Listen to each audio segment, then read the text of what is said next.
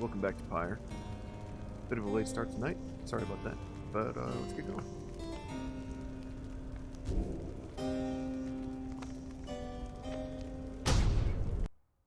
Let's see. Where were we?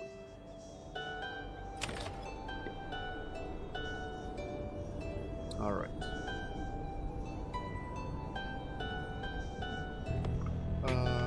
One second. Alright, there we go. So we've just finished the first liberation, right? We sent... we won, and we sent Jodariel to the other side. Whatever that means. Supposedly it means she goes back to the Commonwealth and gets a full pardon and, you know, lives on as an upstanding citizen. But without seeing that for ourselves, who knows? I'm kind of bummed that Jodariel's not on our team anymore. She has a really nice passive buff that increases the health of your Pyre when she's on your team.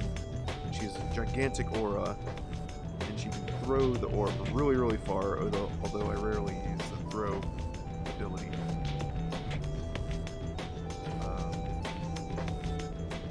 What else have we learned? We've learned that so we can only send one person at a time, right? We have to wait and contend with all of the other teams, you know, follow the stars until we come back. Now, those individual victories don't really matter. It's only the liberation right that matters.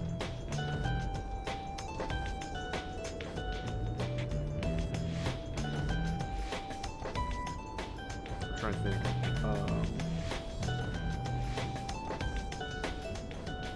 Oh, we know that a big thing that we learned last time is that the reader, the player, can't go free, at least not through the liberation rites. Because they can't participate, which means they can't be anointed. It means, yeah, can't be granted freedom that way. So our only hope is to find some way to get enough people on the other side to free everybody, right? Or so we think. Let's see what somebody has to say.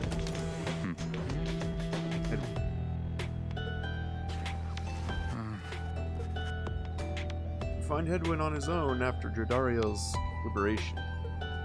He sensed straight away what is on his mind. The two of them are close through much of his life. Hello. He looks up at you, but his familiar smile is nowhere to be found.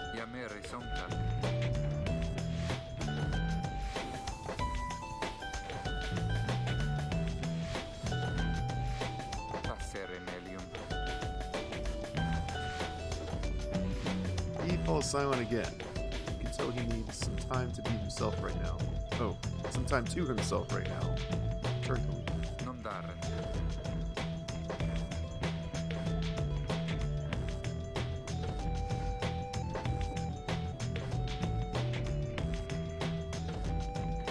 I figured you'd drop by today, so I can't call you out for not watching.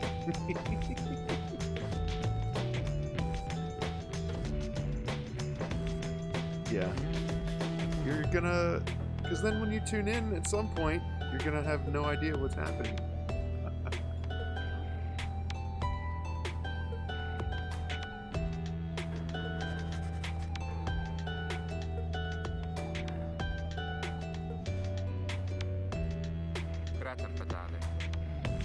You already kind of don't. What?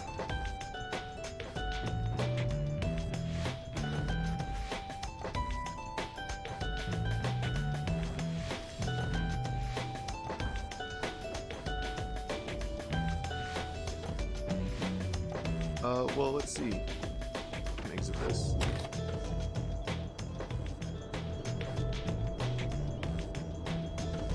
This is the very beginning. Oh. Well, that's not too big of a deal, actually. So everyone on my team exile. All these people.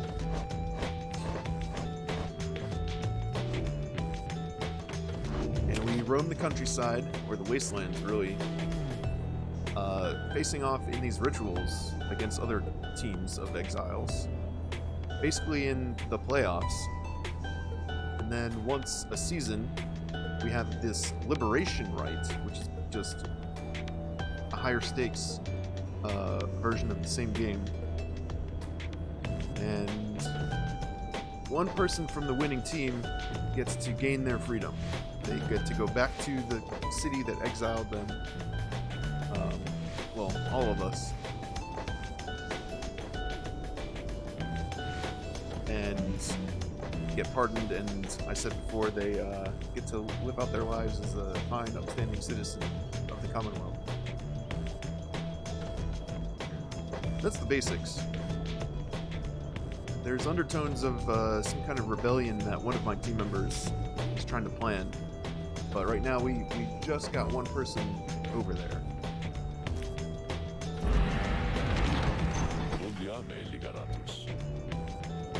This guy, Wolfred, is the one who's sort of planning this rebellion.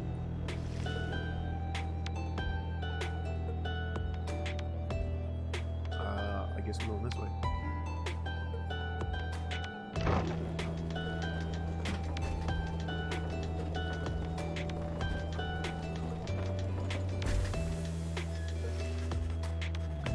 Wolfred leads all of you into a calm and quiet clearing, tucked away inside one of the mountain's hidden folds. All about, you see a variety of strange items and equipment. Bide your time. Oh, before we do that,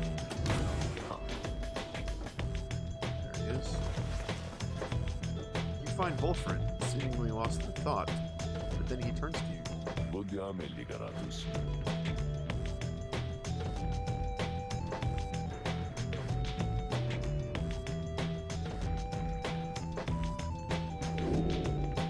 Wolfred invites you to inquire about his past. Ask what he did to earn his sentence.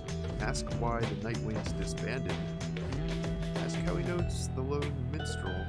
Ask to be excused.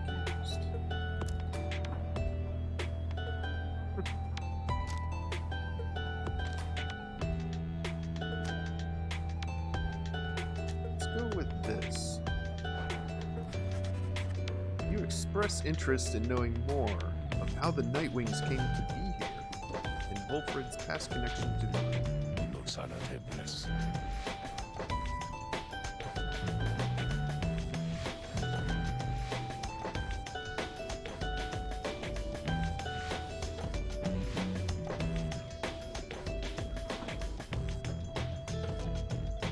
Teresa and Oralek.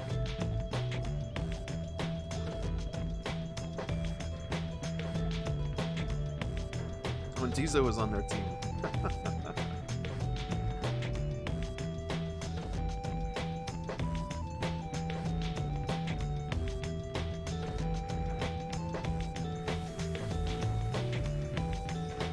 I guess I was just gonna say, I wonder if we'll run into them at all, but I guess not.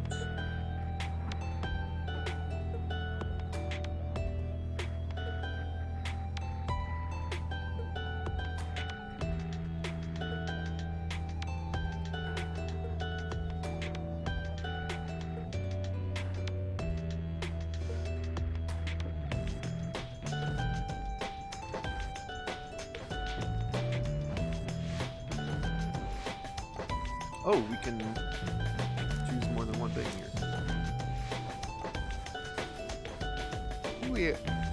You ask Wolfred about his history with the Lone Minstrel, whom he seems to know quite well.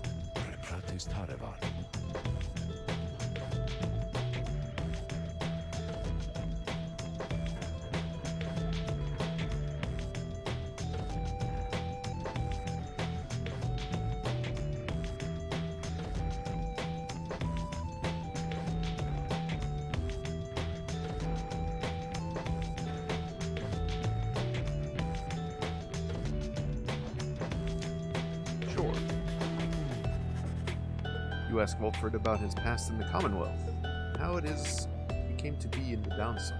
Haro desde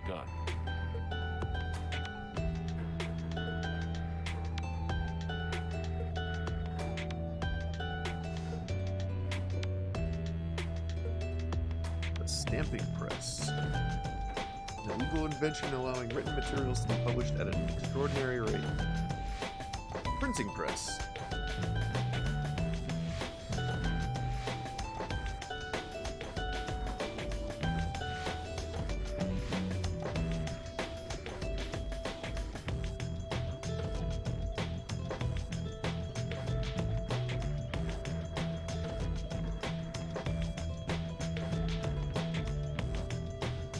So literacy of any kind is banned in the Commonwealth. So in many ways, it's like not a great place to be. And I think it is further reason for there to be some kind of great change. Alright. Thank Volfred for his time and bid him a good rest of the afternoon. Tashtaje Liberatus.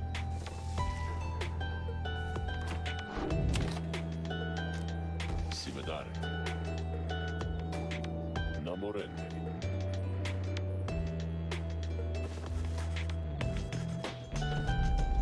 From the mountaintop, you can see all across the downside. Its impossible expanse staring back at you. The thought occurs to you that you may never see another land besides it. And so, you and your companions wait upon the mountaintop in quiet solitude, anticipating when the cycle of the rites begins to turn again. Then, you shall have another opportunity to free one of your own. You may earn back their freedom, one by one.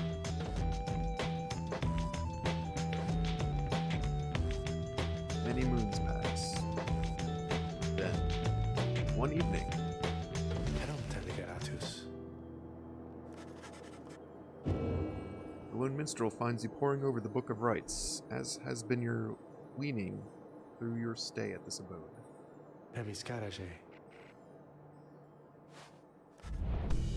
Follow him into the cold night. The stars shine like you have never seen. Once more the path towards salvation is revealed, but now something is different. Let us seek now our destination. Oh.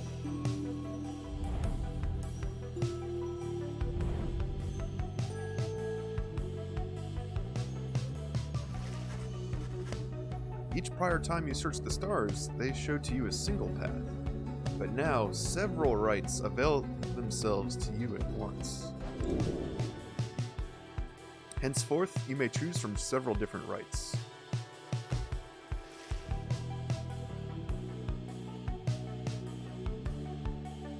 And then, oh. This is the Golden Star. We gotta leave this area.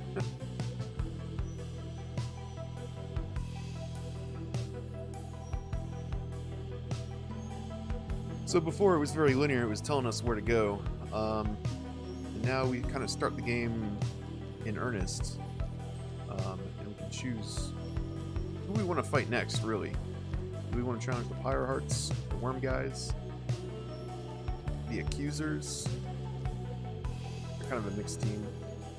Or the Withdrawn.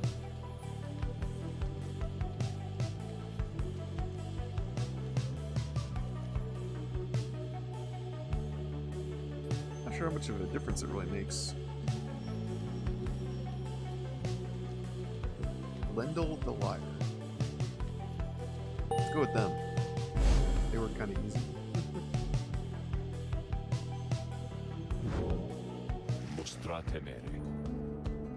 Timtapelus. Yrudirandaste. Remeron Siravas. Versare. Sertas Varten. Varonci Stranesna. Your companions have not traveled far from Moonlight Alcove. Word of the news soon spreads throughout the group. Continue your journey.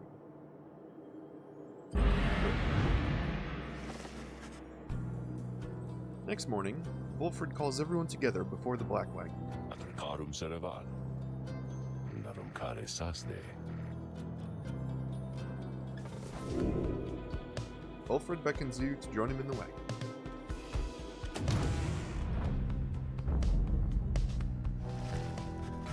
Something has changed about the wagon's interior. What looked before to be old cracks and signs of age now expose various intricate components once hidden from view. Renam noxalas. He turns to you, indicating levers and devices marked with symbols from the book. Ligarestas. Zocelum tentares. Oh boy. Here we go.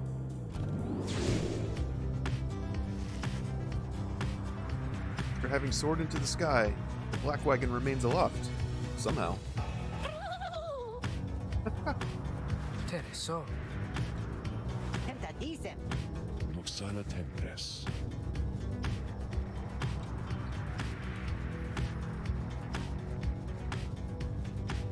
Rendusaritas.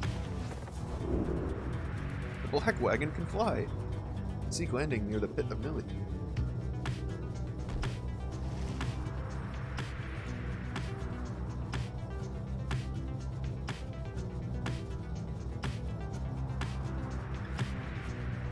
So we now kind of fly wherever, not quite wherever we want, but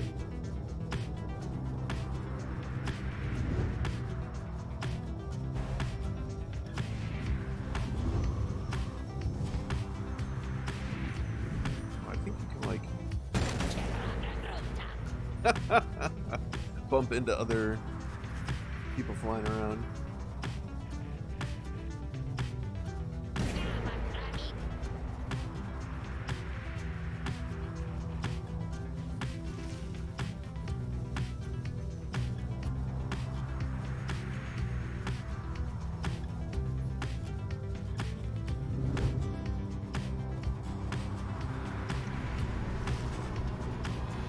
Something about the strange island you see below draws your attention. Quebras secretas.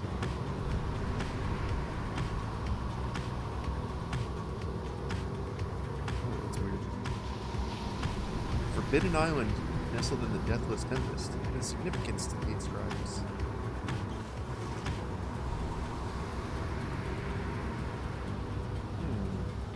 Suspicious.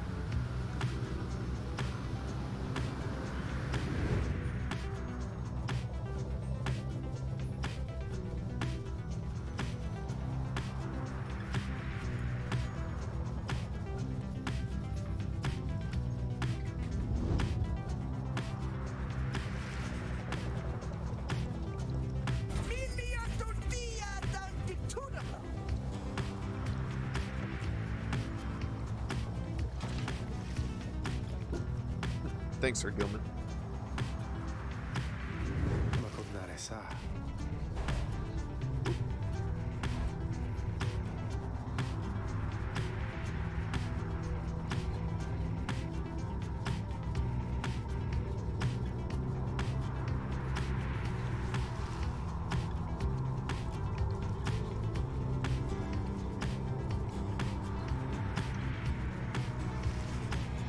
Below, amid the desolation of flagging hands, you see big birch trees, from which you first embarked by sea. You wonder how its venerable proprietor is faring. Maprade carevictas. Grande libro d'artes.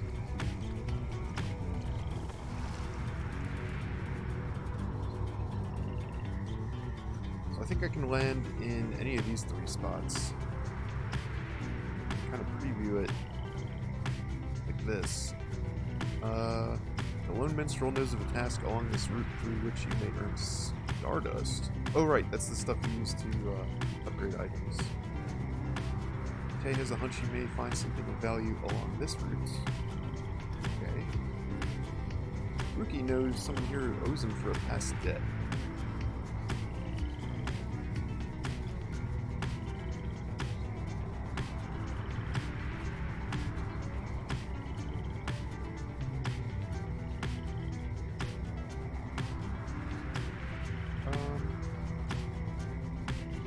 go for some stardust.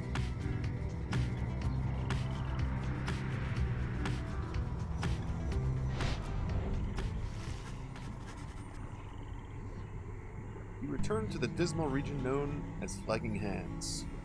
Straight away you sense an air of dread, yet cling to hope that you can make your stay as brief as possible. You and the others check the wagon from top to bottom for any signs of wear. Edwin double-checks the air brakes and reports that they are working as expected.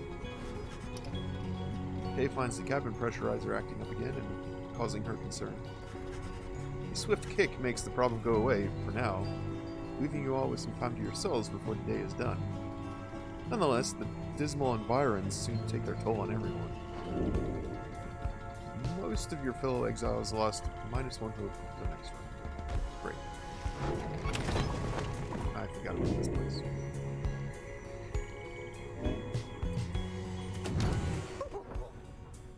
We got lots of stuff to look at here. What is this? Grease stone? Exhibits a flagrant disregard for natural law, thus providing light entertainment.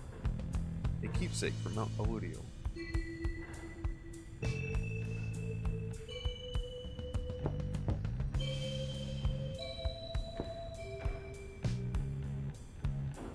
Okay.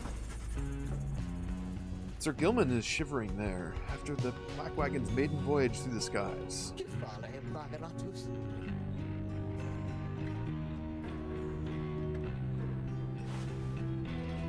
Soll ich hämta?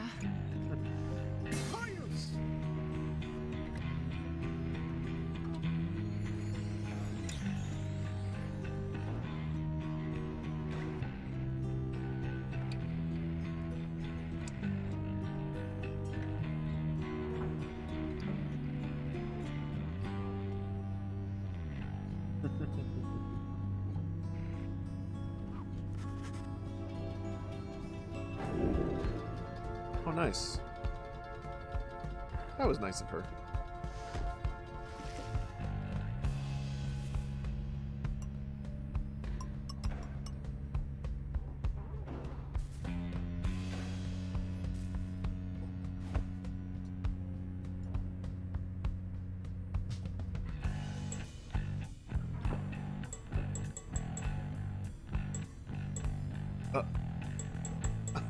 Ruki seems to have removed the ringing part.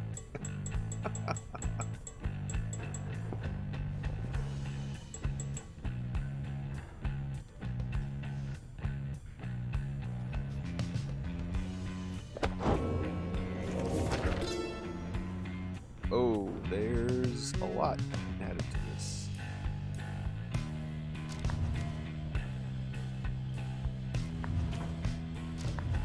We read all this stuff.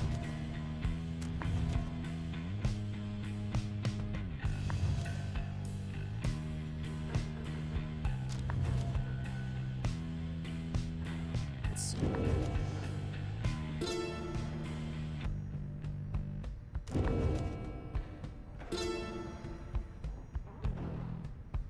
Oh yeah, we've got information on different areas we've been to. Oh, I guess chapter 2 is about the different exiles. Guessing. Chapter 3 will be about the different areas, different regions. Chapter 4, celestial landmarks.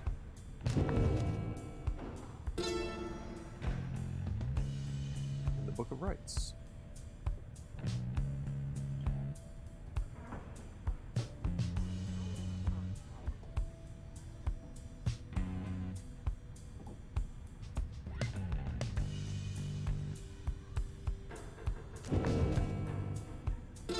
Oh, this is the section about the teams, the 9 triumvirates.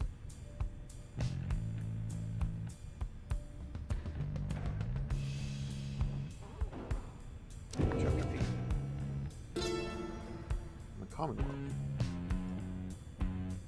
And there's a couple of chapters here we still have yet to unlock. 5 and 6, it looks like. Dang, is this thing really 149 pages? Well, more than that, right? Because I'm assuming there's going to be more to unlock in Chapter 8. Dang. There's a literal lore book in here. I'm not going to read through all of that. At least, not out loud on stream.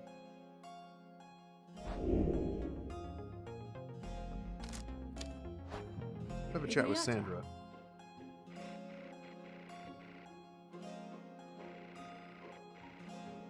Melokratia.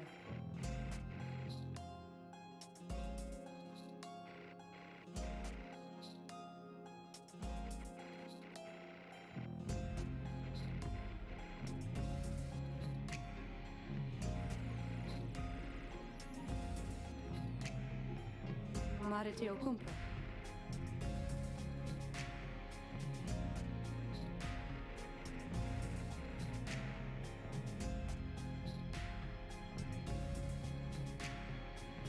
Vanta vise.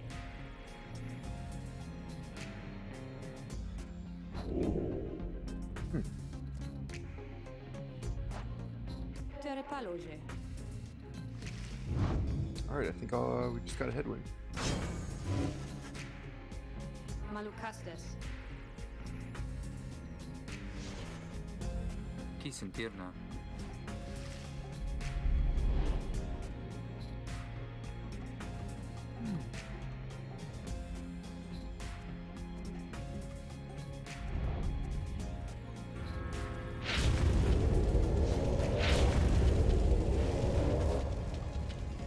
Rama faroshen. Pistos. Pitrare. Geratilste basta.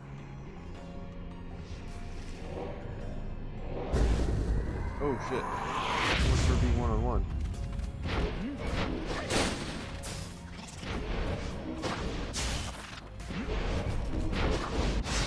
Oh no! Wow.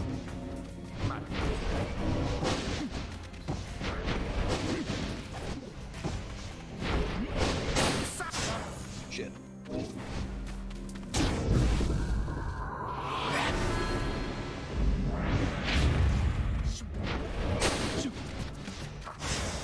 Nope.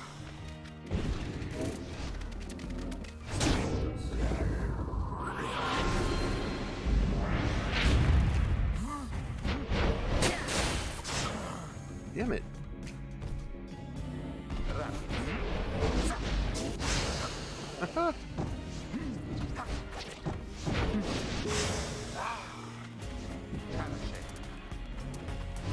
Guess I got it over there, I guess.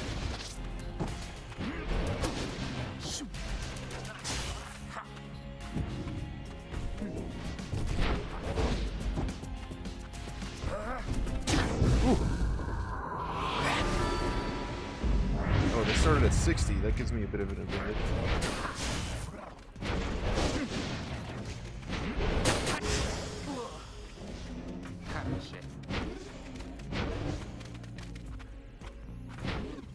Get him, get him, get him, get him.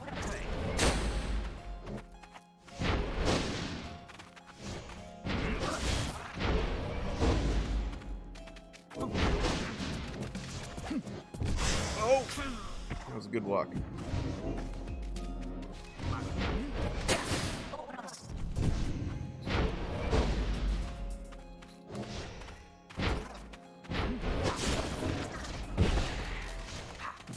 No!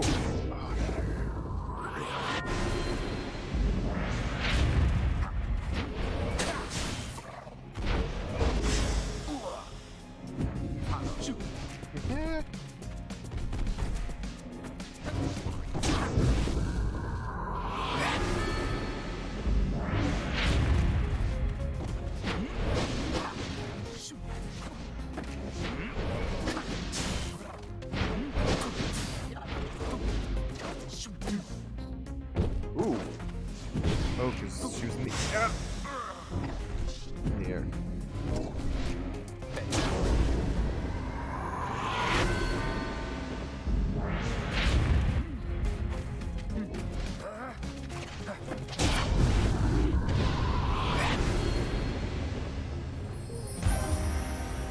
Alright.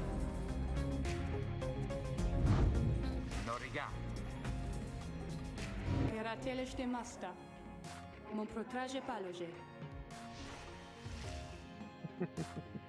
Thank you. Glad I had a little bit of a warm-up before a real match, though.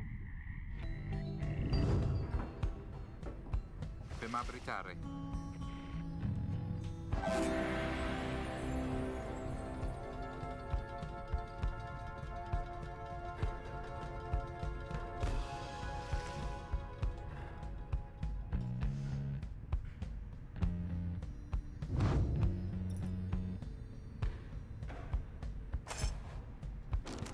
Might as well give him this.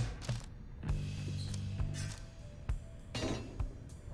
Edwin power casts his aura with greater ease and gains infinite stamina on hit for 2 seconds.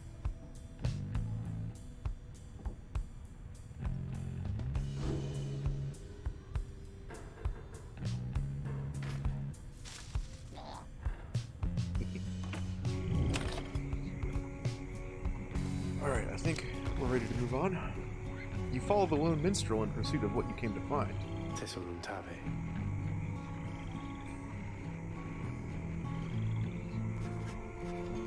The lone minstrel leads you to a sad little patch of mud. He leans down and speaks into the earth. Saluvare. Some sort of creature shambles forth. With broken hands, it points you to a collection of foul seeds and simple garden tools. It has worked familiar to you, and to your surprise, the soil is rich and fertile. Grains and other crops could grow. There's almost too much story and stuff in between the games. Yeah, that was like kind of a common complaint, I think, when this game first came out. That it's, you know, it's only like a few minutes of gameplay. Well, of like action gameplay compared to going through the story. Oh yeah, we got ourselves a bunch of Stardust. +5.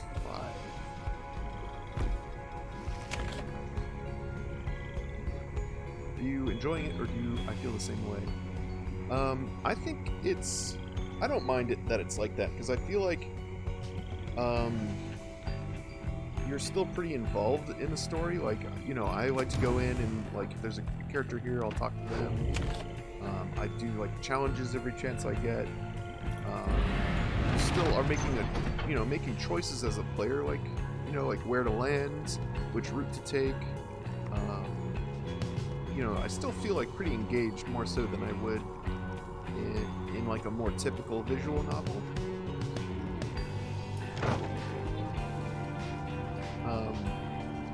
You can also just like blow past it, you know, you can just hit the X button and just skip through all the text and dialogue and stuff. You know, you felt like it was taking too long. But, you know, I like to take my time.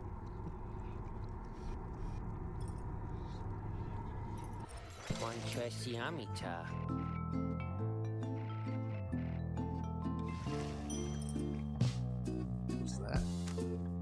Twilight Shard. When flinging the orb, the bearer does bonus damage. It's 2. That's not that much.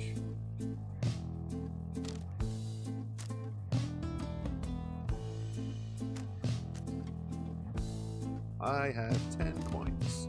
I am not buying anything. Oh, I could buy that. Could I buy that? We'll save the 10 coins. Ron. Yeah, Ron. Sorry, Ron. No business for you today.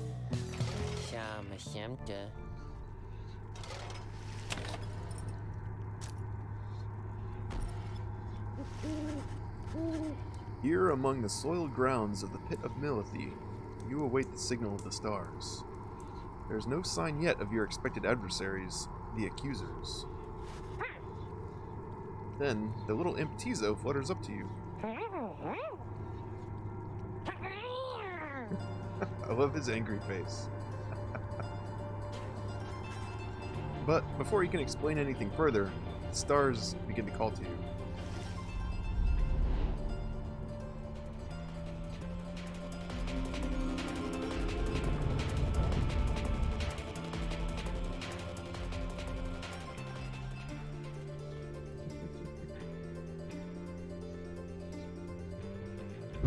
Reader, ever persevering, aren't we?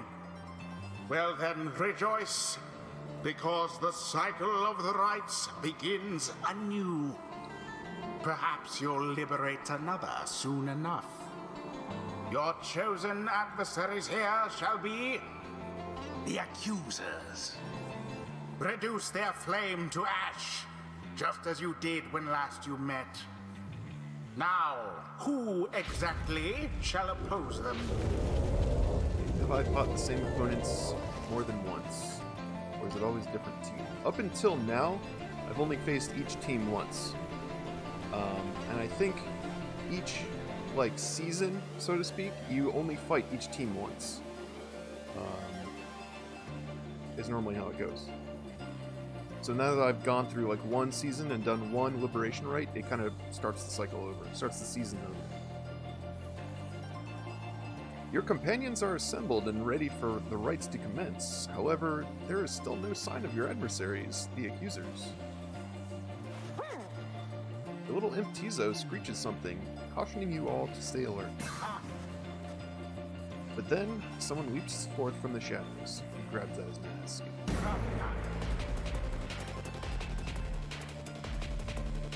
Lendl. Destruma librage.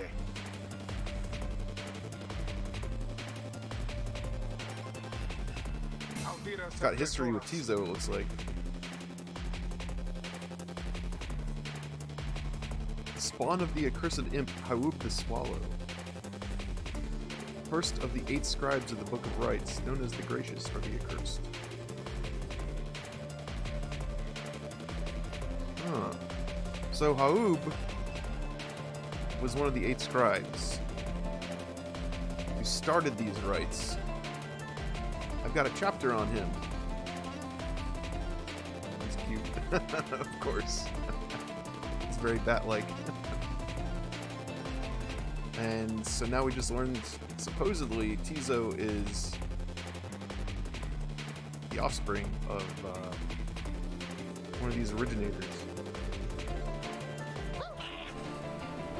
Tizo whistles something angry back at him. Whatever transpired between him and Lendl in the past, Lendl evidently does not let it go.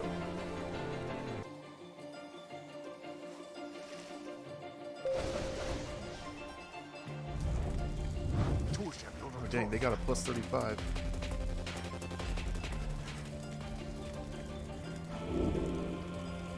Each time you face a triumvirate, they gain talismans and masteries. Oh yeah. So when you choose who you face, you're actually making them stronger too.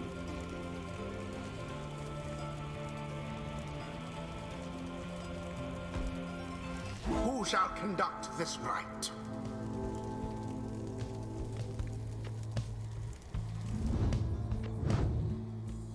We can actually look at their abilities.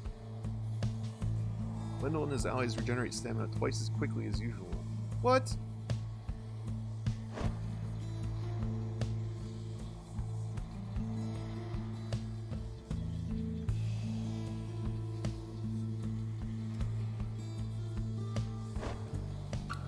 Oh, these both are the same. Darbin and Vispa. Okay.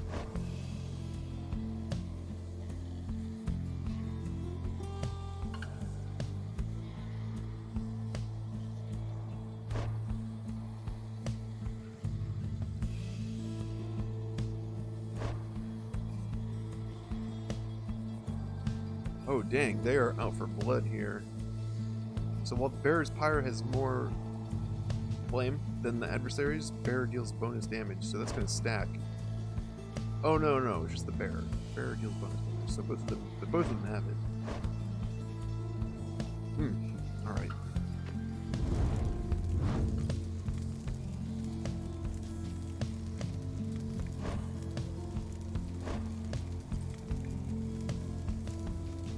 Should probably use Headwind, because he's got the same ability Lendl does. Generating stamina twice as quickly. And then, yeah, while bearing the orb, we move more quickly. That'd be good. Alright, let's go with Headwind. Headwind. Tennis. Who else? Kind of want to put Tizio on the team because of that discussion earlier.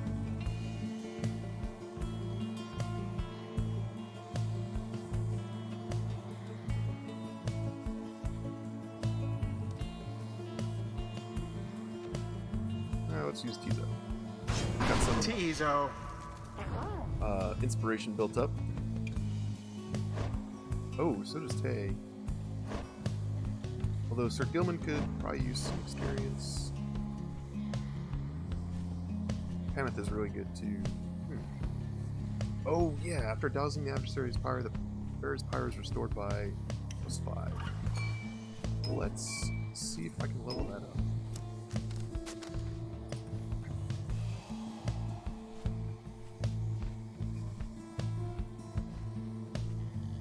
Yeah, that's a really good one to level up. Let's put her on the team.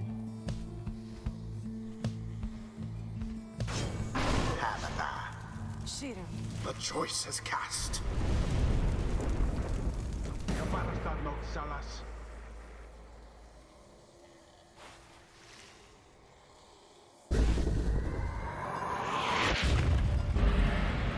Commence. Oh. In honor of the scribes. Damn. 100, they start at 135.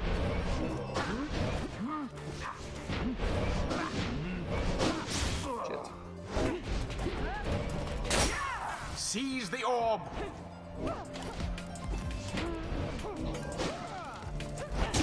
So it is.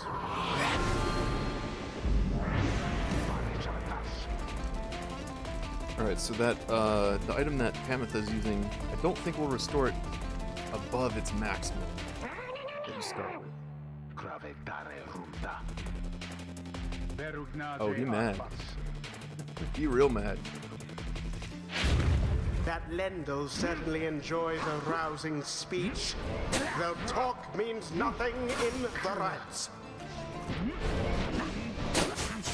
Shit.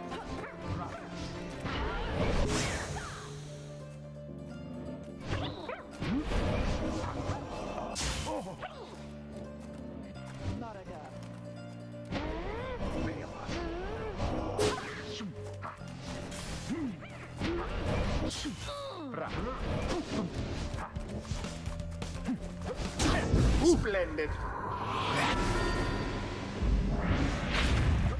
Perhaps you are worthy.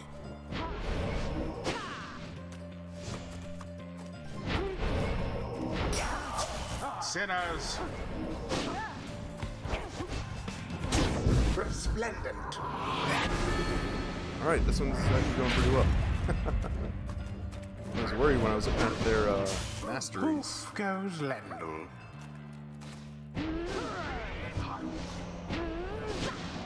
That didn't work.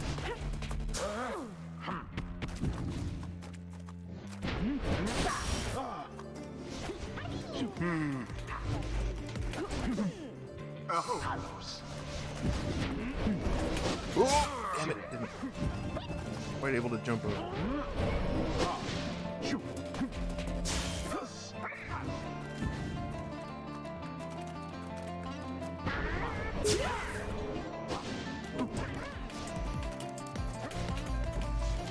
Oh, so close. Ah, I should have jumped.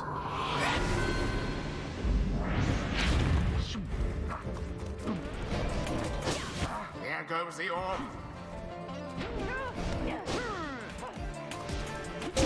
Magnificent.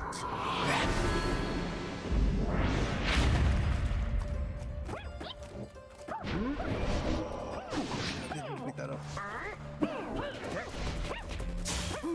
Stand not in glory's path.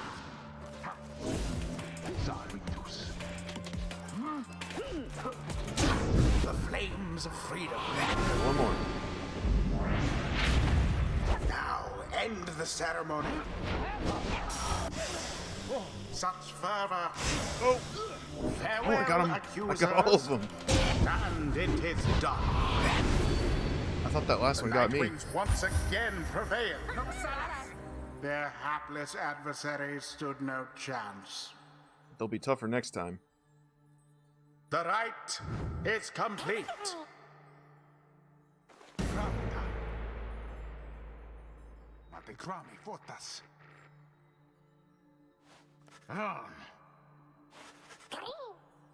Tizo reappears once the coast is clear and expresses his gratitude again. What Lendl said before, if Tizo truly is a descendant of Haub the Swallow, then he has quite the legacy to live up to. Bask now in the wisdom of the scribes. Witness the rites firsthand and be inspired.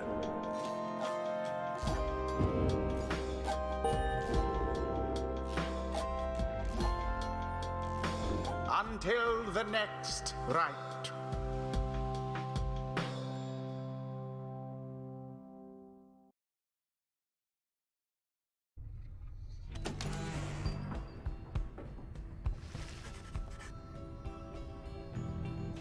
You return to the wagon after you and your fellow exiles prevailed against the accusers, and find Wolfred waiting for you there. No redecitas.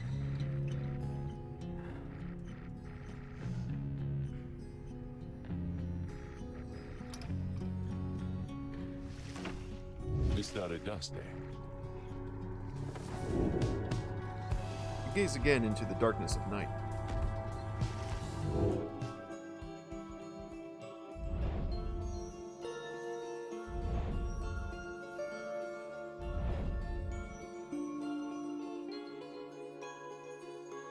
Mostra temere.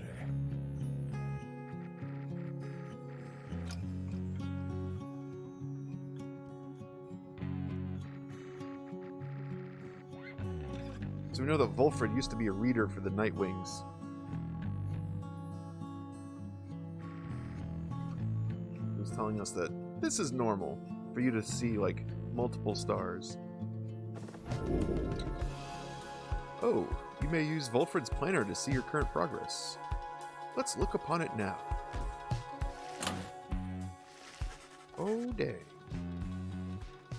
Using Wolfred's planner, you may assess your progress towards your ultimate goal, as well as check the current standings of your adversaries.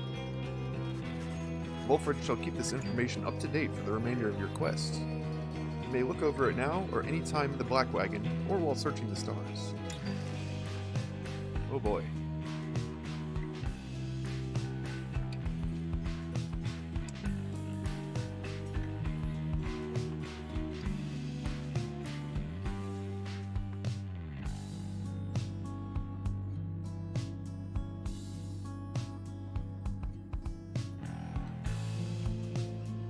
So that was another thing that we learned about the Liberation Rite. The Nightwings always compete in the Liberation Rite. Every season, it's not like the best, it's not the top 2 teams. It's the top 1 team versus the Nightwings. We're the seed team for the championship, which is kind of an odd position to be in. Makes you sort of feel like the bad guys in some respects.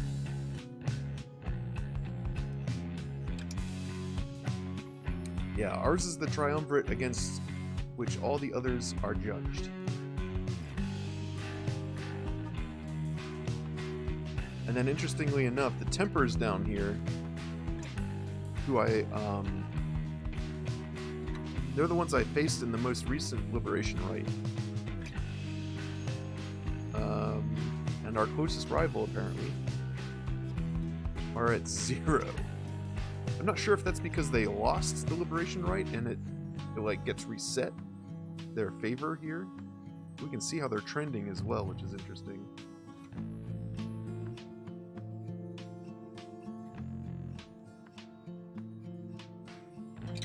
not a huge like sports guy, so this kind of math is like slightly foreign to me.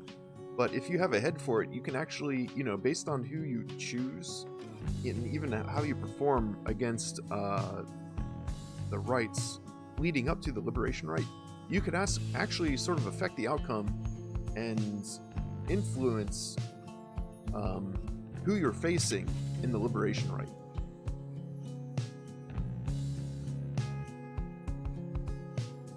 Which is a really interesting aspect of this game.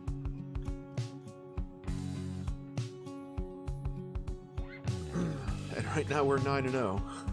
You can also see kind of who's doing well. So Pyre Hearts have been defeated. They're 1-7. So if you want like an easy win, you can go for them. Versus the Essence are 7-2, so they might be kind of tough.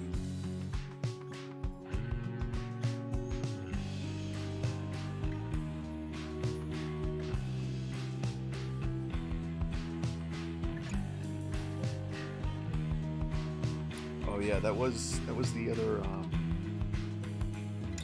bird team, the Harps. They were kind of tough. And then we have, so over here we got rights till next liberation. We don't know.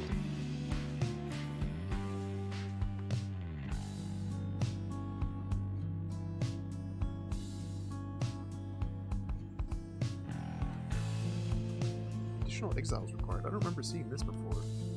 Number of additional exiles required to join the Night Wings to fulfill a key aspect of the plan.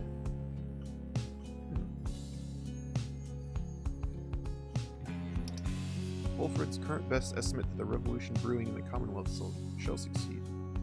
Probability of success is already up to 30% just with Jodariel out there. I wonder what that's tied to. If that's like a hidden stat, or if it's linked to something like their glory. Because I think Jodariel was doing 30 damage when she jumped in the Pyre. Anyway, you can actually hover over like everything in here to see like teams, what the stats are, all these VIPs, what their standings are, like pretty cool.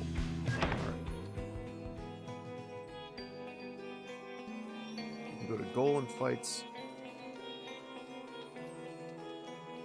The Fate. Aub. I was just talking about fighting these guys for an easy win. Or Jomir. Fight Barker. I really like that guy's design. He's really cool looking. Oh, and this is where I am now. I'm kind of tempted to go here, less so because of the easy win, but because we were just talking about Haub and Tizo. Dissidents. They're 4-4. What was the other one? The Fate. 2-5.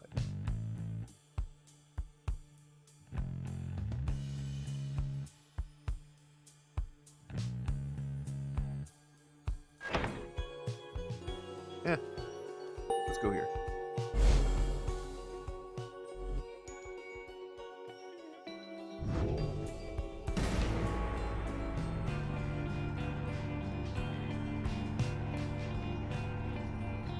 But yeah, the other thing I wanted to say when you asked about, you know, how I felt about having,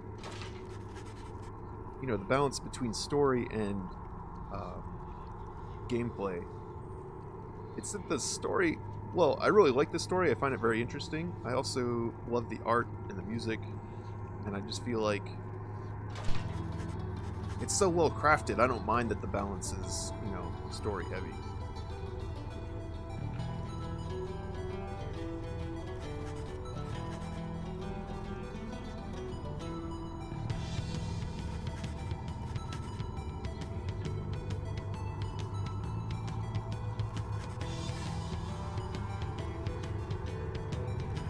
And, you know, the fact that you can you know, hover over this stuff and kind of get little extra bits of information whenever you want it. Helps you feel a little more engaged to it than just like reading it straightforward.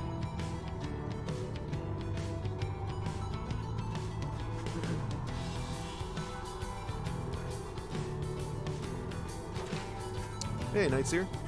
Welcome to the stream. Yeah, like, who is this Underking Orez? 7th of the 8 scribes of the Book of Rites. Oh, okay. They've, like...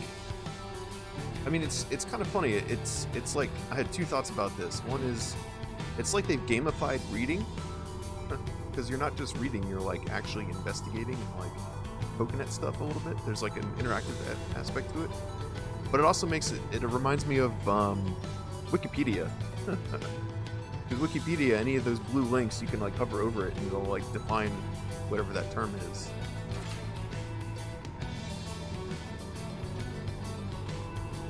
It just helps give you a little bit more context about like whatever they're saying or whatever's going on in the story.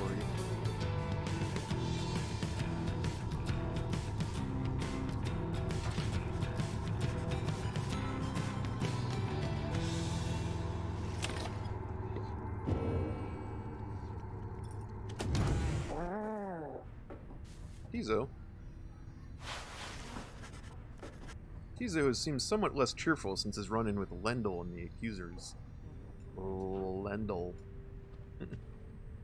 He approaches you, wanting for you to hear him out. Aw. Aw.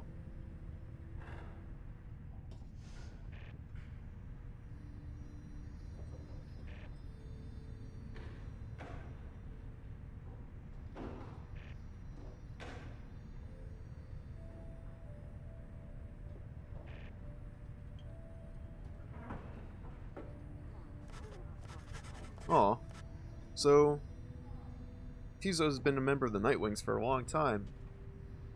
And a long time ago, helped one of his own friends go free, but denied Lendl his freedom. That's what he's sad about. He falls silent for a while. Whether the 8 scribes ever intended for imps such as he to participate in the rites firsthand is difficult to know for certain. Then... He's grateful for you listening. He knows the scribes created the rites with good intentions.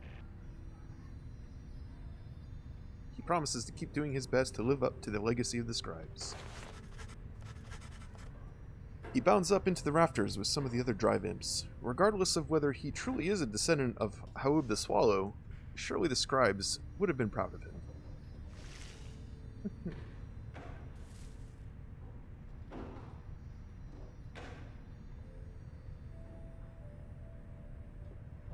Got some mushrooms up in here.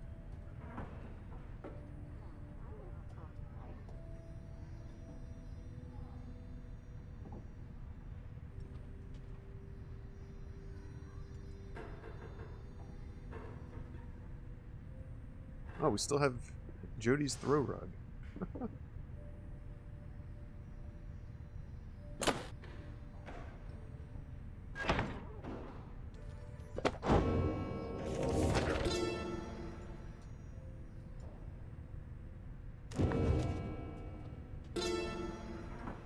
The Pit of Nullity.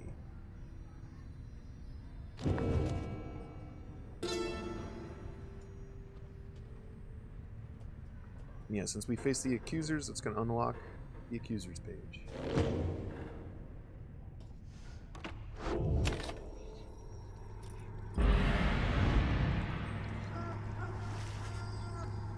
Being here in Flagging Hands continues to sap most everyone's spirits. Your companions lost -1 hope for the next rite. Damn it.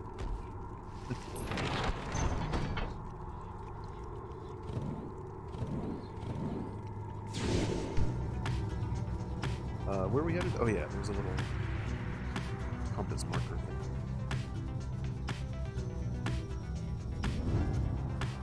Sempre miseria.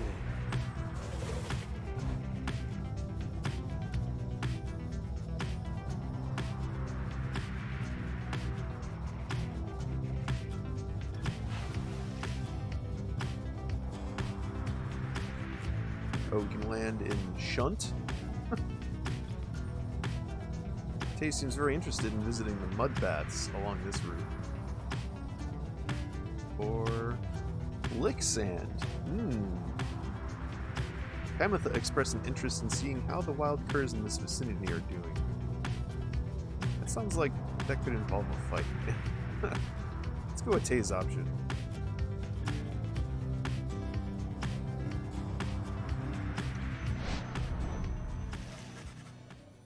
You touch down in the heart of Jomur Valley, where first you face the Fates and the Dissidents. You briefly wonder where they might be now and how they fare. You now have a little time before having to set forth by land. Location time! Maybe? Ooh, the Beyonder Crystal seeks Tay. Let's do it. Instrusantis. But first, let's have a chat. Savenza lamyamita.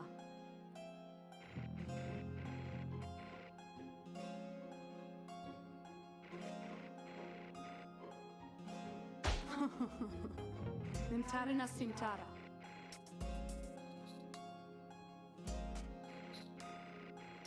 Alright, 837 years. She's been in there. She's old.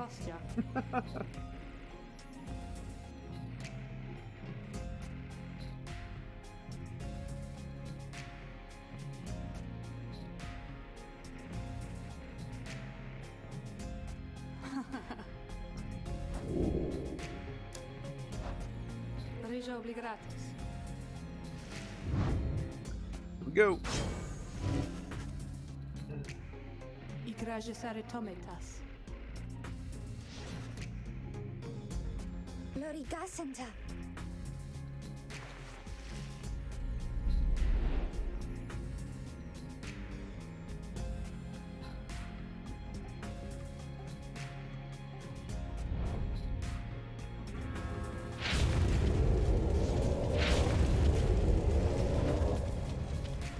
Ramas emptis.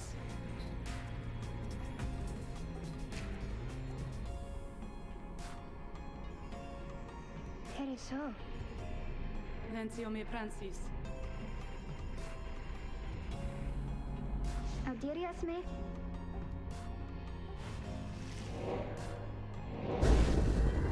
Oh! I'm only fighting these little imps? Ow!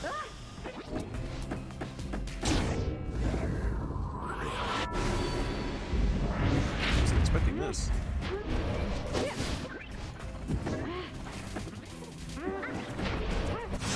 Shit.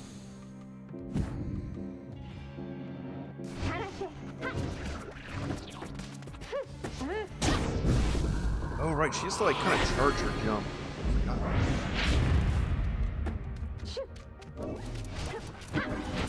Oops. Nope.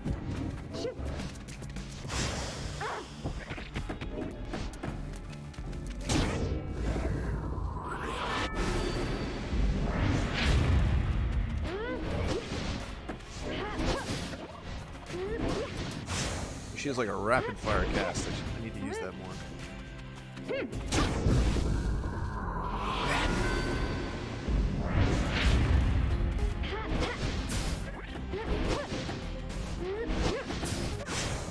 Like that.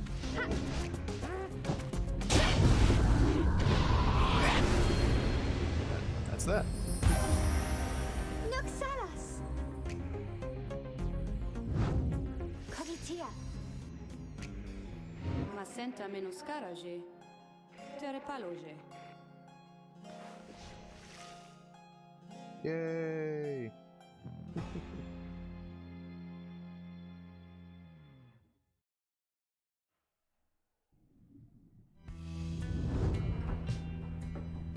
Sinan matucem. Tereso.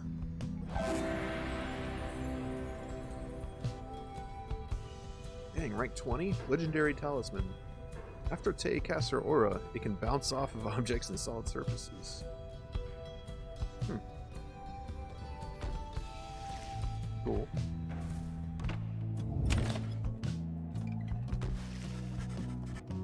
No one seems very much inclined to explore the blistering environs here, except for Tay, who's more upbeat even than usual. Lireameta.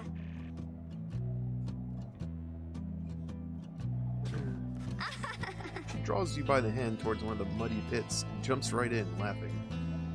At first you are put off, and yet her joy is infectious. Soon, you are in better spirits, as is she. You return together to the wagon, where you find yourself with time and motivation to pursue your vocations. Tay gained +2 hope for the next rite. Let's wish her a pleasant day. Huh? A pleasant Tay? Tay seems to be talking to the Black Wagon's walls again. Though this time, something seems to have come over her. Gratis lagaram. Ah.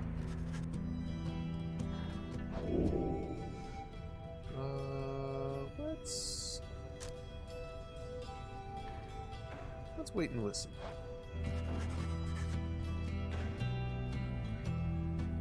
Kia salamunka. They said that I was moon-touched. Those deemed impaired by Commonwealth standards were very different in a negative sense.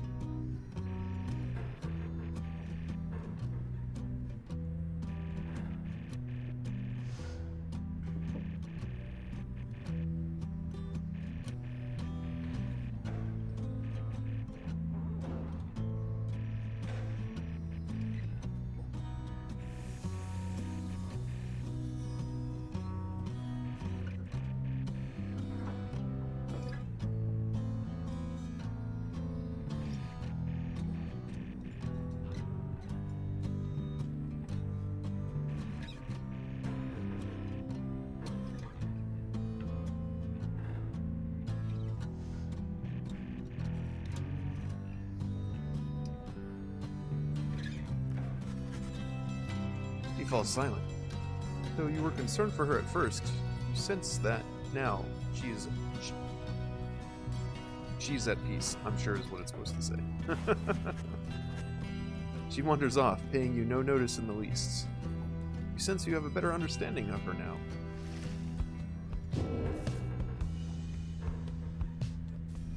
Foster bio updated. Okay.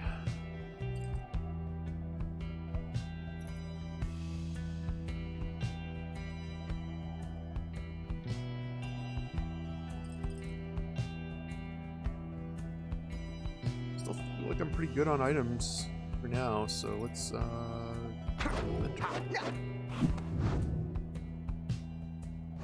who needs to catch up? He's about to level up, so is she. I'm definitely going to want to use him against the Pyre Hearts, right? So let's do this.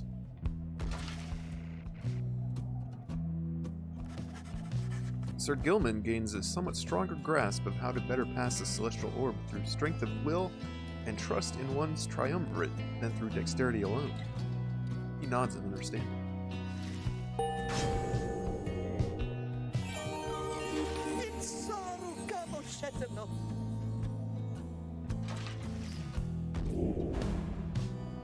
Sweet.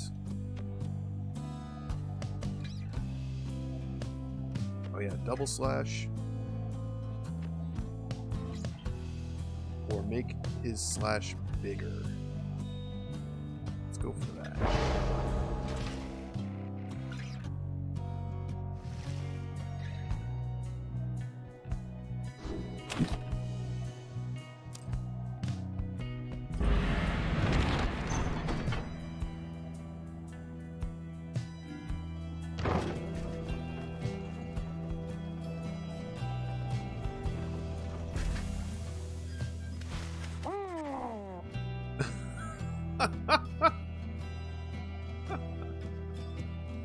Here in the dusty wastes of Jormur Valley, you encounter a messenger and come to deliver news and rumors from the other side.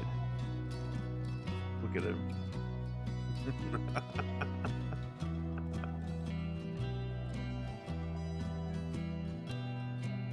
Where's my screenshot button?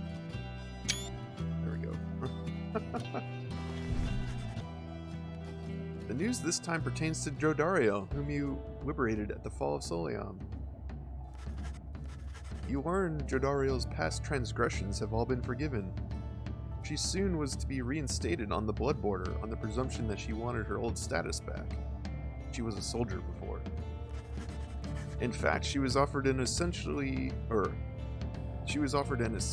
prestigious leadership position in the First Veil, for demons such as she could not be seen in the streets. The First Veil is an elite blood border platoon shrouded in secrecy, other than the famous results of its operations. But she refused the gesture, rather bluntly, the report suggests. Instead, she sought Volfred's agents, as well as several of her former fostered sons and daughters, and so the ranks of the revolution grow stronger. That explains that 30%. The last part of the messenger imp's news must have been damaged in transit, though appears to be in Jodariel's own words. All you can tell is that it says, await.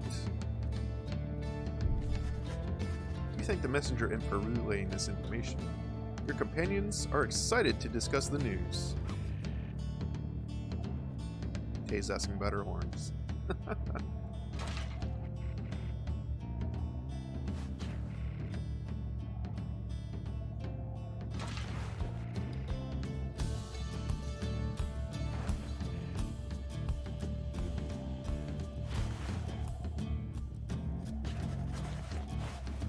The news of Jodariel's liberation fills you and your fellow exiles with newfound resolve. Your companions gain +1 hope in the next fight. Nice.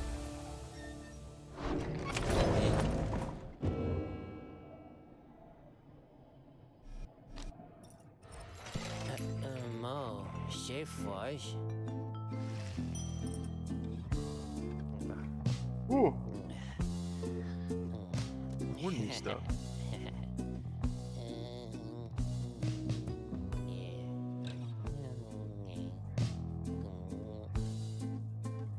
Oh man, it's such a tough choice with these items because you can only carry one.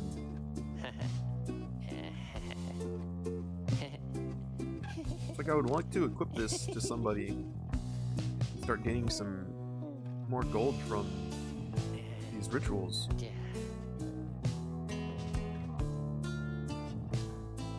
But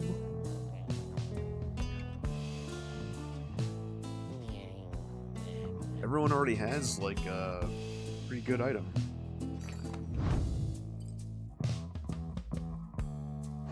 You know, a lot of these guys have their like character specific item too.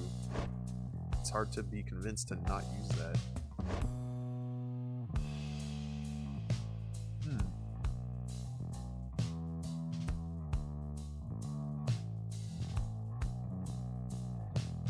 I guess it is better than the lucrative contract, though. I should probably swap that. Because this is only like how many adversaries? Oh, wait a minute. That's the difference. Hang on. This is for dousing the pyre. So if Gilman goes in the pyre, then he gets +5. But if he banishes an adversary with this, he gets +1. Shut up, Ron.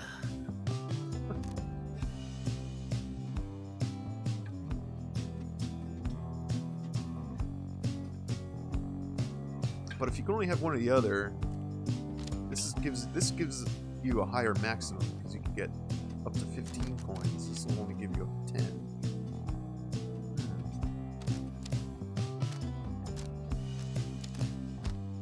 I think the point is moot though, because this costs 20, and even if I sell this, I only have 15 coins to work with. I would have to sell something else. I don't know if that's worth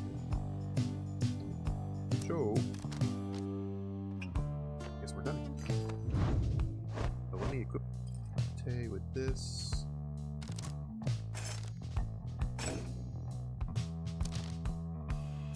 Oh, you know what? I guess I could sell this.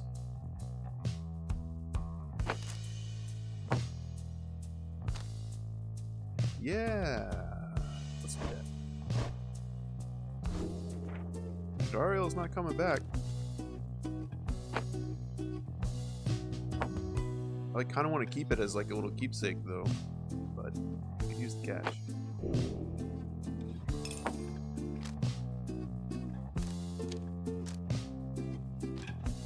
Alright, let's buy this.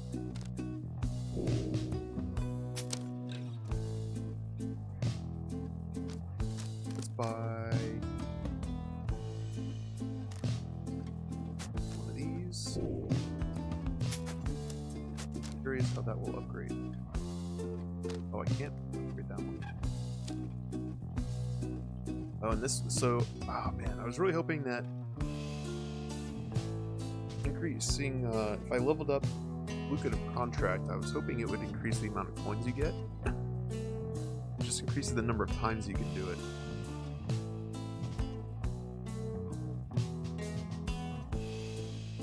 Need to keep better track of how many times I actually banish people to get a better idea of if I'm hitting that maximum or not. Do I want any of these others?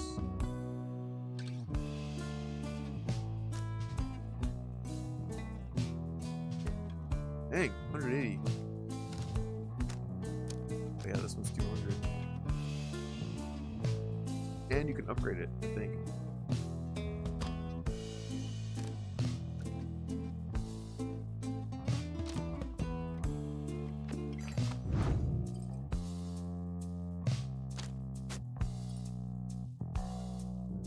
Small difference.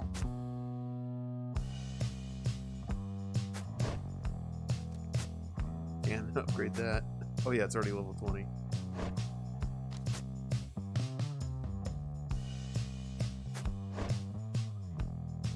And Sir Gilman, let's give you this.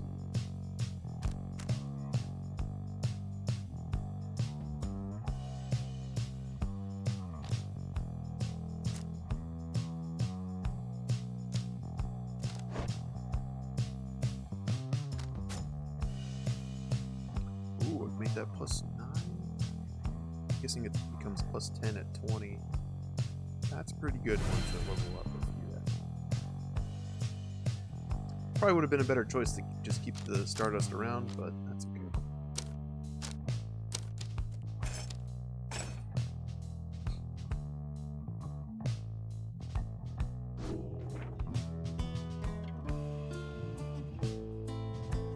Mal me sanctify. Byron. Everything is set for the rite to commence, and all is quiet amid the barren wastes at the cairn of Haub. All there is left to do is wait for nightfall to set it.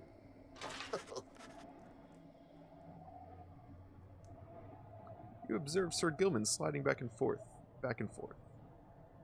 You sense something is weighing on his mind.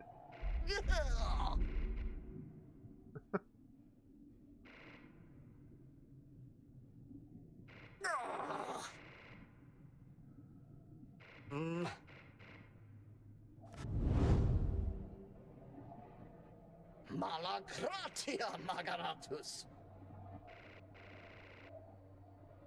Simavare Girias. A glimmering within the sky draws your and his attention.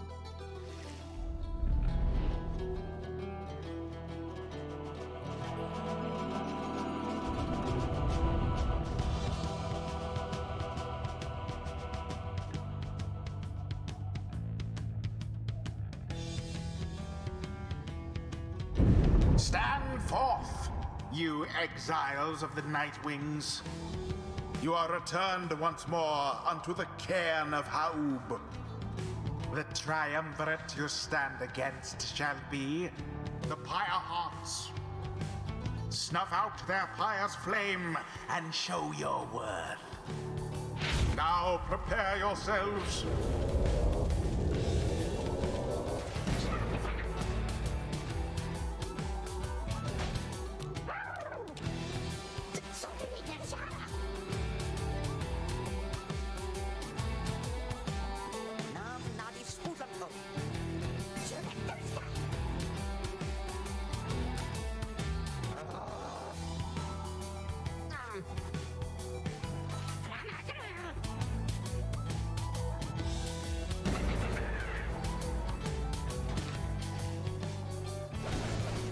Let's teach him a lesson. Now let us get started. Oh yeah, let's take a peek at their team.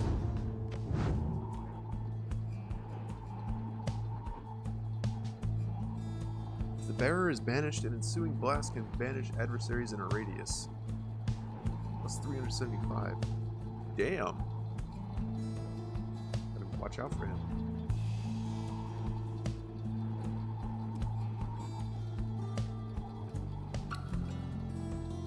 Oh yeah, and when he banishes opponents, brings his teammates back. Yeah, it's pretty much the same as my my worm. And okay, he's got plus 4 quickness. Oh man, the Lady Seagrass. They're all gonna be returning each other quickly. Lady Shelly. Okay. Well, here we go. Sir Gilman.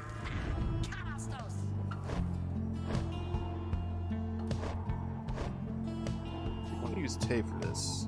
He's got a lot of inspiration built up.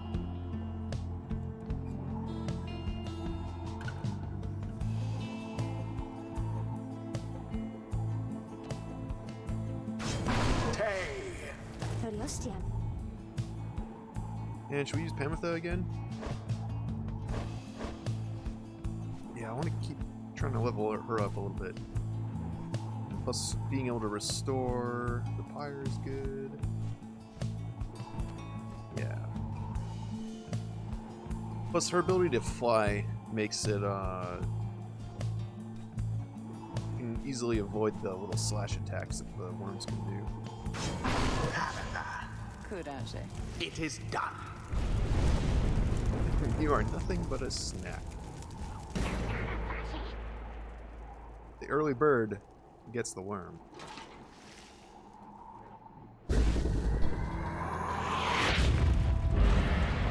Now begin. Oh shit, there's that vengeful vow. Oh my god, this is chaos.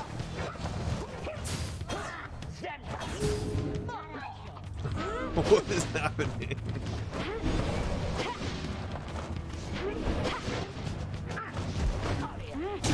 Shit. Your adversaries did not hesitate. They're so fast.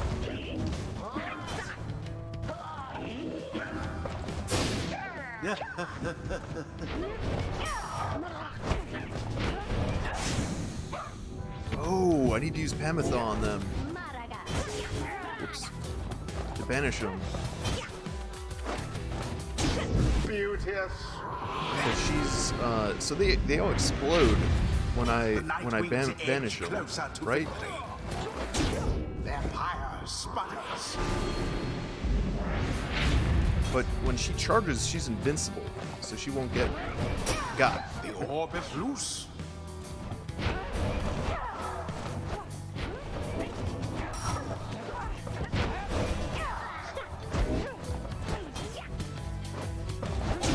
The fire of resolve.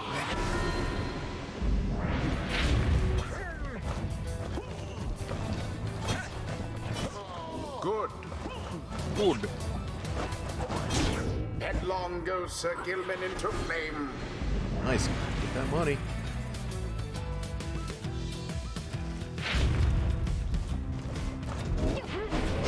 That one almost got through.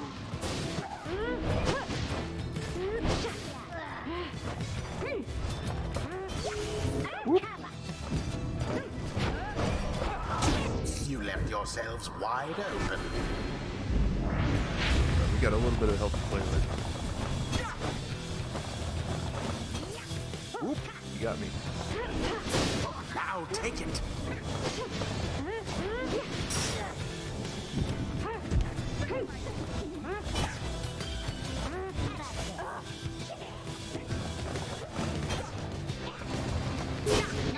Nope. Gilman caught out. Oh.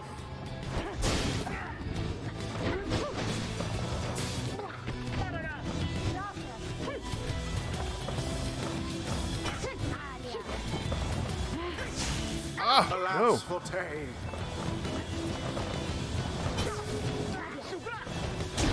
Unfortunately.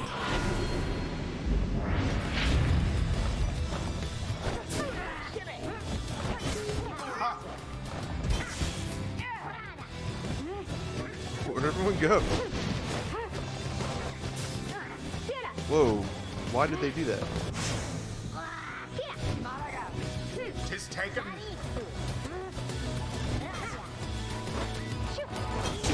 Tay plunged into the fire. Oh, we still have 10 left.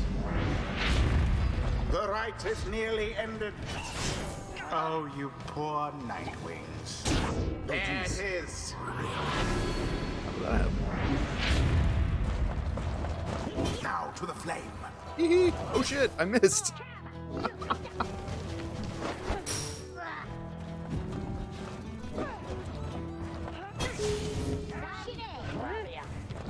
The orb is up. Shame.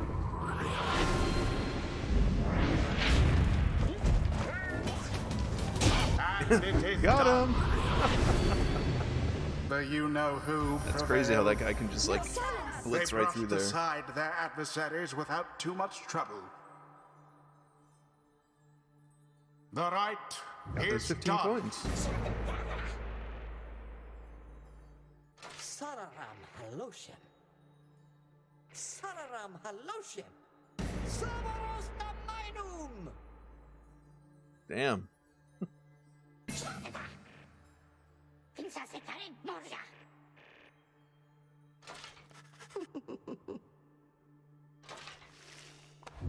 There is much to learn from this experience.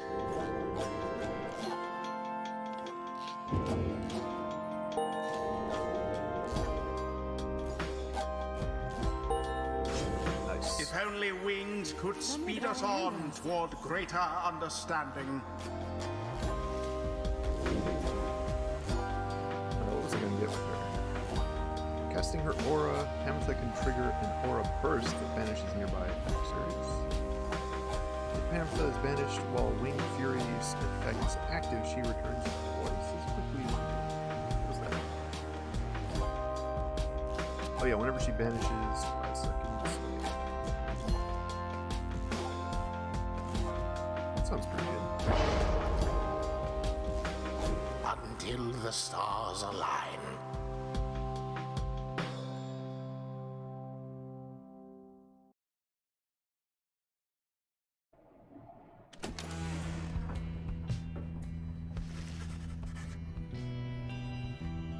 Having defeated the Pyre Hearts in a pitched battle, you find yourself back in the wagon, recovering from the night's ordeal with your companions.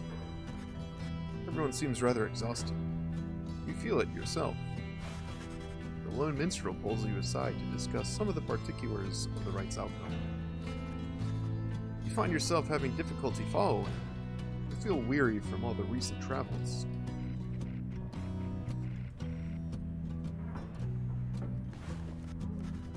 Follow him outside. Perhaps the night air shall do you some good, and everyone is likely wondering where the stars shall take you next. The stars yet shine for you, revealing various paths forward. You gaze into the darkness of night.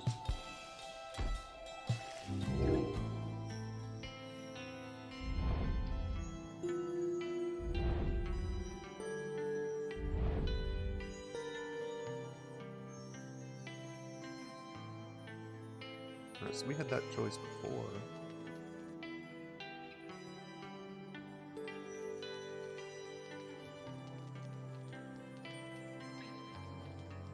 Oh, we had the option to fight these guys, but at a different location.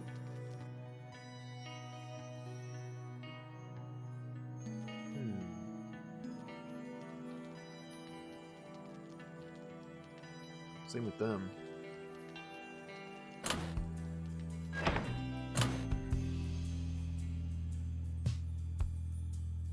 Alright, so options are withdrawn, dissidents, or the fate, right?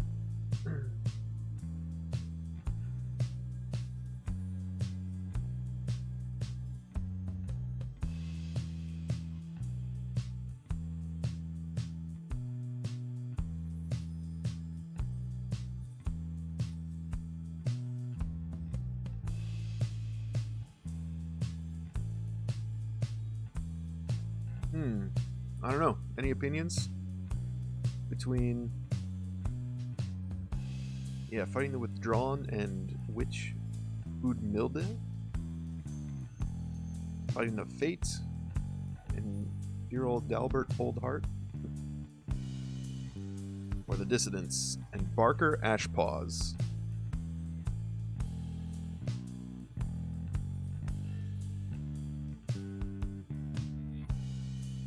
Alright, I got one vote for the Witch. The Fates. Wait. Those are two different ones, buddy.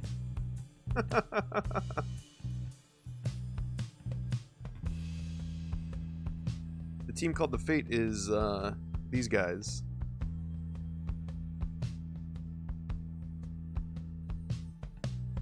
The Witch is part of the Withdrawn team.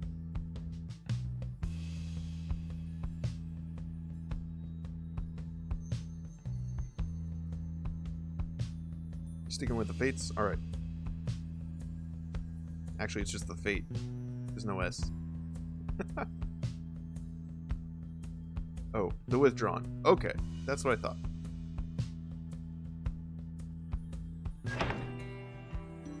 Here we go.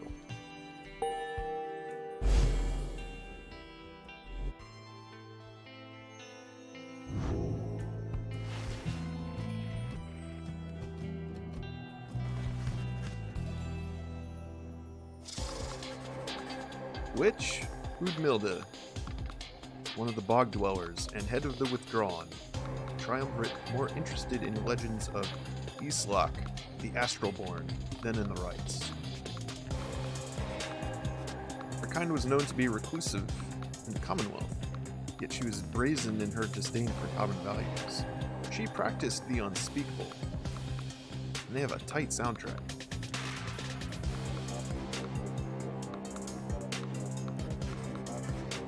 Somehow, one day, her research into flammable reagents grew into an obsession with Islam, despite widely held belief that he is dead or never did exist. But Udmilde held that Islak is merely dormant and shall someday be reborn with newfound hunger, which could only be sated by devouring. Yeah, they're kind of necromancers, kind of like old one style summoners, like black magic, voodoo, not quite voodoo, that's more of the sap territory, but yeah, a little Lovecraftian. The old gods, that's the term I was looking for. Islak, a monstrosity described in myths and ballads, thought slain by the 8 scribes. Even in death, the Astralborn yet feeds upon our world, unsated by its own. Baba Yaga fangirls. When Commonwealth officials showed up to take Udmilde in for spreading unrest, she was all too eager to comply.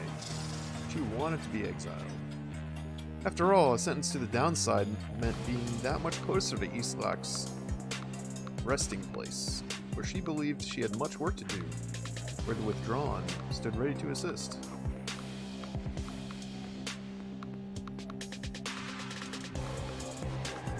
You bid the lone minstrel a restful night, in kind. It is too late to take flight, so you expect to press onward come daylight.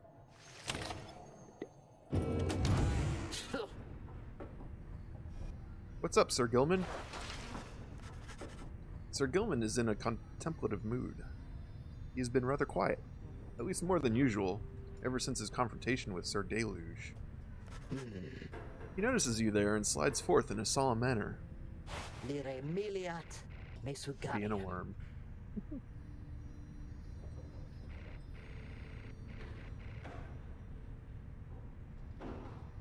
Torpedo Miliat!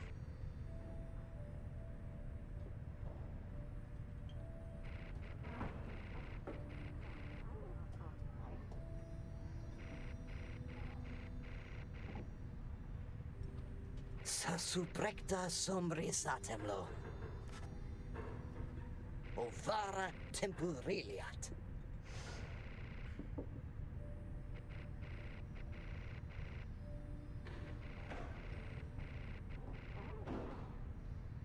temporalis.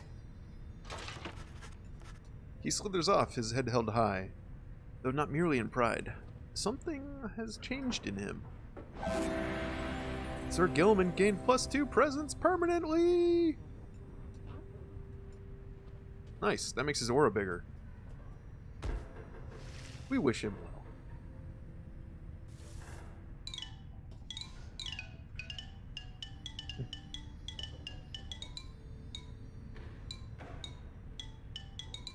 Xylobones. Would that we all could become musical instruments ere our bones turn to dust.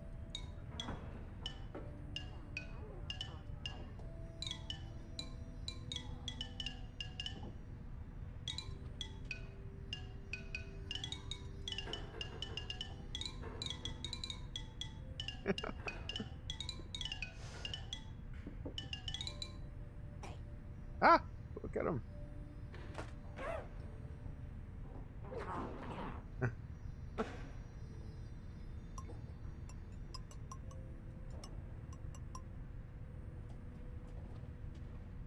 Thing is so full of little trinkets now.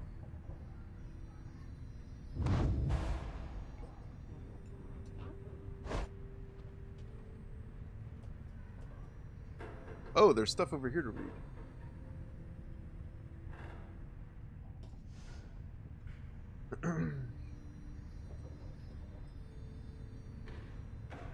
Crime was vagrancy with no motive, and she was... Oh, she's been exiled for 2 years.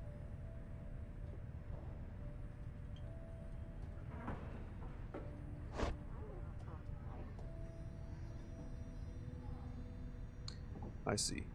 Having too much fun with bones. I was for a bit.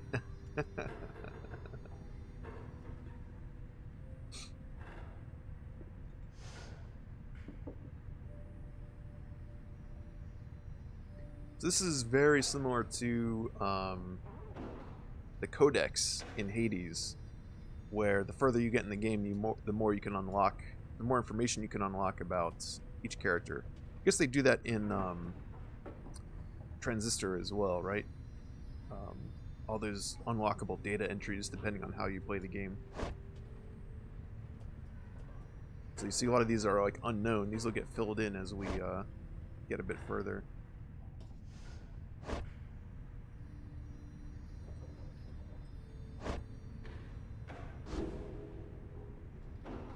It's also nice... Oh, let me actually bring that back for 1 second.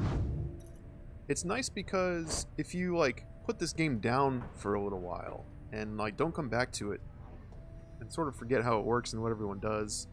I mean, it is nice, number one, that there's like, a practice mode. So, since, you know, your performance in the rites directly affects the story, you know, it kind of sucks like jumping right back in when you're kind of rusty, so it's good to have a way to practice. But it's also nice just having like just a little text reminder of like, oh, what does this guy do? Oh yeah, this is what he does when he casts, when he jumps, when he sprints. Just so you can like reacclimate to the game if you want to like get back into it. You know, if you like stopped halfway through. I can't tell you how many games I've played where, for whatever reason, I like lose interest like near the end of the game. You know, like, you know, or maybe I was like stuck on the last boss, and I'm like, okay, I need to like take a break from this game with the intention of coming back to finishing it, and then never do. And then once it's been like several months, you're like, oh man, I really should finish that game because I got so far and I was almost done, but without any practice, how am I just like gonna jump in and finish the last boss? You know, like. So you end up kind of being stuck in this limbo state of like, I want to finish the game, but I don't know if I will be able to finish the game, unless, you know, there's a way to like practice, or I guess you could start over, but that's not, you know, that's not really great either. So it's nice that when games take that into account, people don't always play a game, you know, start to finish. Oh, Star Citizen, that's a whole other story, man. You are on your own. I don't know what to tell you there. That game's never going to be finished anyway, so don't worry about finishing it.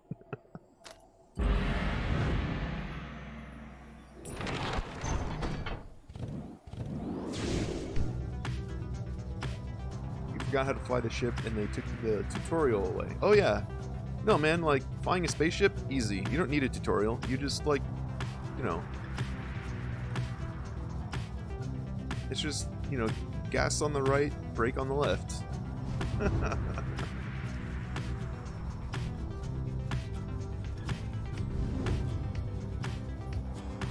It's easy, man. Space is empty. There's nothing to run into.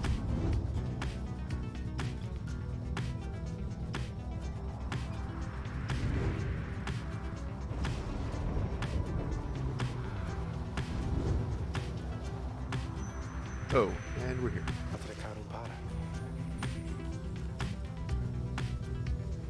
Yeah, that is kind of dumb. Like, take away a tutorial, like, especially if you're not gonna, you know, if they're gonna upgrade the tutorial or improve it or whatever, they should have something there.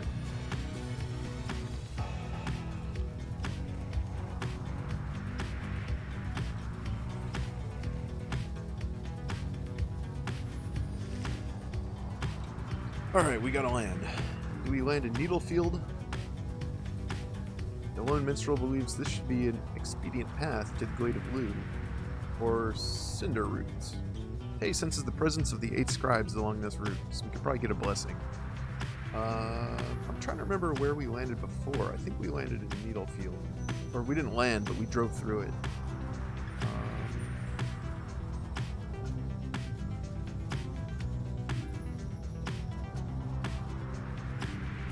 Roll a d4. I don't have a d4 on my deck.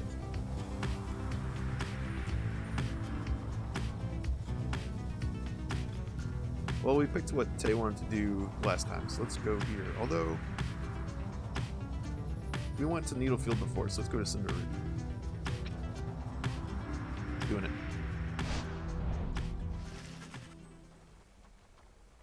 Your wagon touches down in Black Basin, where you first met Volfred and Pamitha as well. You briefly wonder at what might have happened had your paths not crossed as you considered what to do with the remains of the afternoon. Vacation time. No, I guess not. The Beyonder Crystal seeks Sir Gilman. Maritio compra? Semvare ligarato. Hey, Sandy.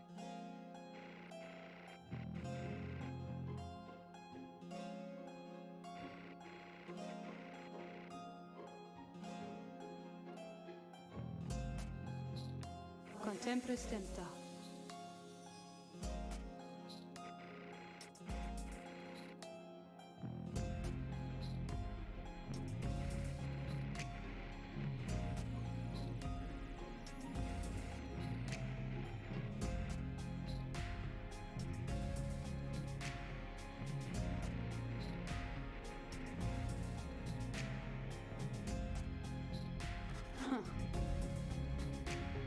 Narunca stentare.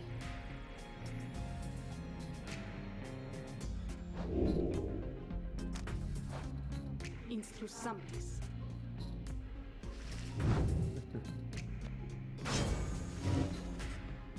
You ask Sandra to administer one of her special trials for Sir Gilman. Novarem gubere temptas. She does not have a high opinion of Sir Gilman.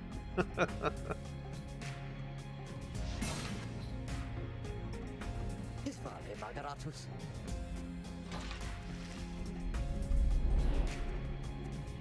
I like how with all of these trials, you kind of like call them over and catch them by surprise with these little mini rituals that are like, you called me? Bam! Into the book. Rama faroshen.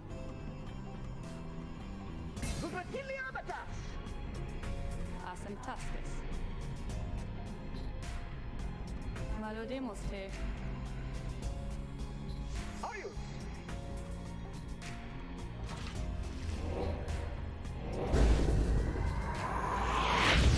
they got a withdrawn on their team.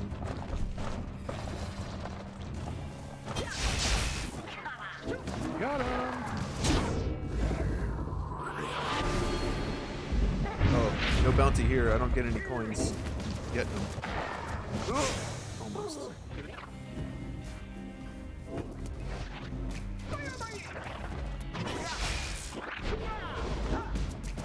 I'll take that.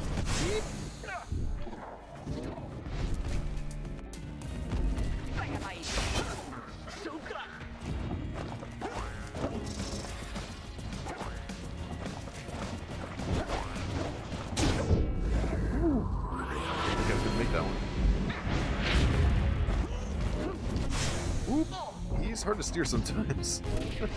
Couldn't stop myself. Damn.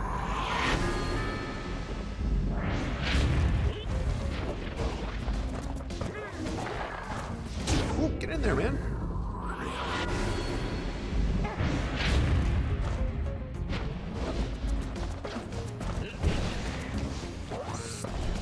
Ooh, no.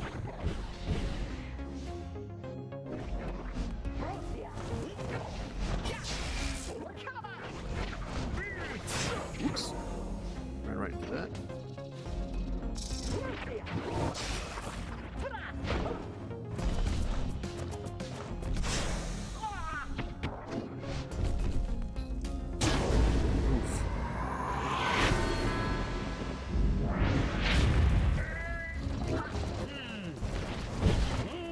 Got him. Wait, I didn't get him. Shit.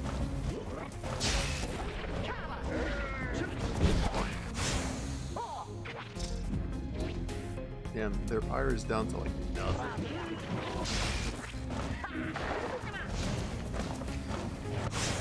Oh, I was out of stamina, I couldn't go.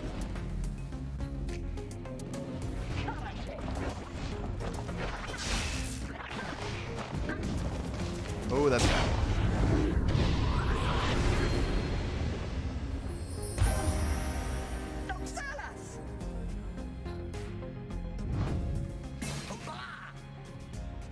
Herența de Marontes. Mon protrage paloge.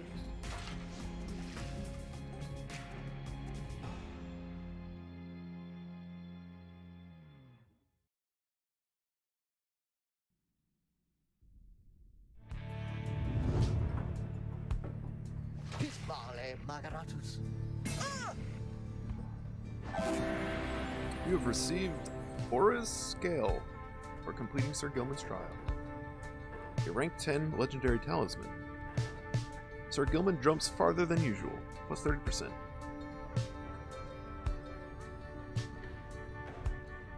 That's not bad. It's actually not very, well, it's not that good either compared to some of the other character-specific ones.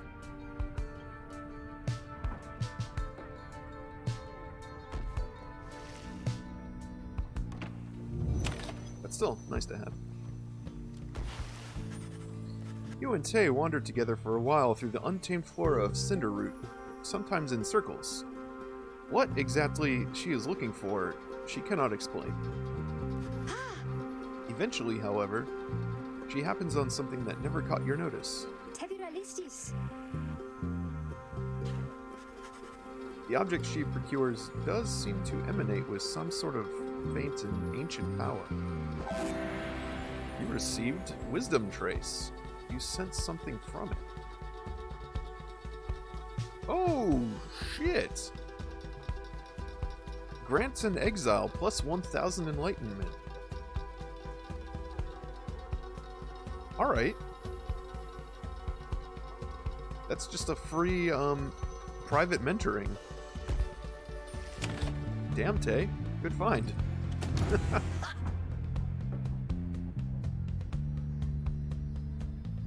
I don't think I ever found one of those in my previous playthroughs. Wonder what else is out there that I haven't seen before.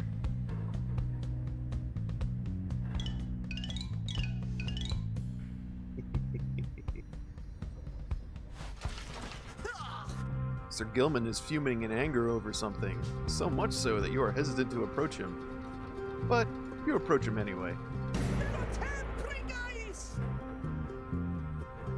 Exile is too light a sentence for this knight. He notices you and seizes up. Begins acting rather nonchalant, as though his outburst did not just transpire. Umaros! Sir Gilman is attempting to make small talk.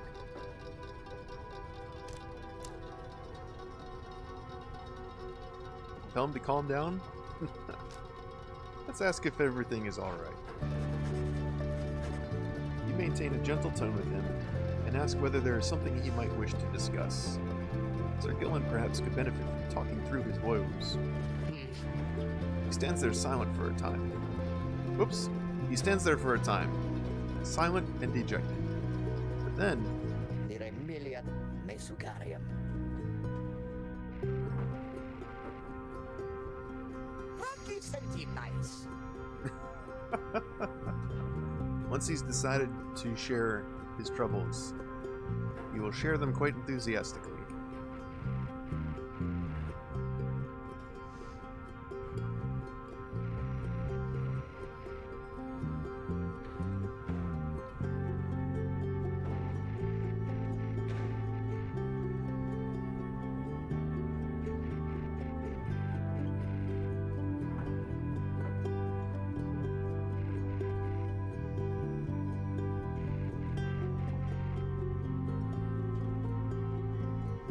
Torpitu miliat.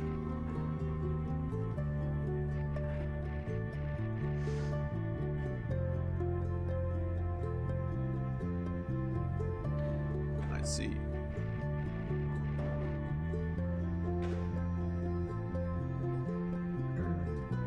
So it looks like these worm knights fought with the harps, the winged people, and just because of the way the worms are, they can't do anything unless they're ordered to. And the guy who's supposed to be giving the orders wussed out and ran away, so that left all these troops behind with nothing to do, nothing to act on. So this guy chased him, but wasn't able to catch him. And that's the beef that Sir Gilman has with Sir Deluge.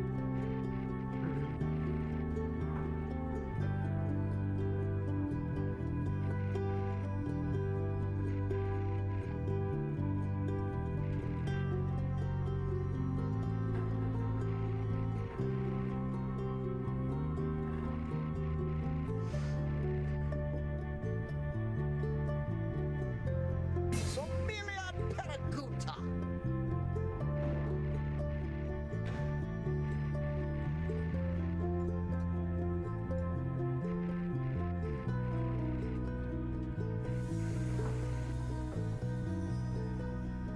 Salum tia nelotamita.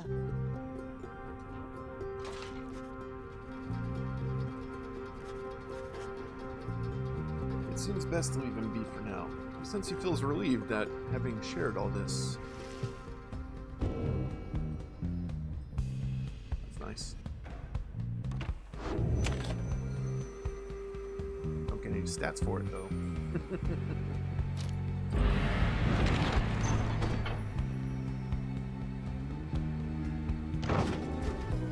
Moving on.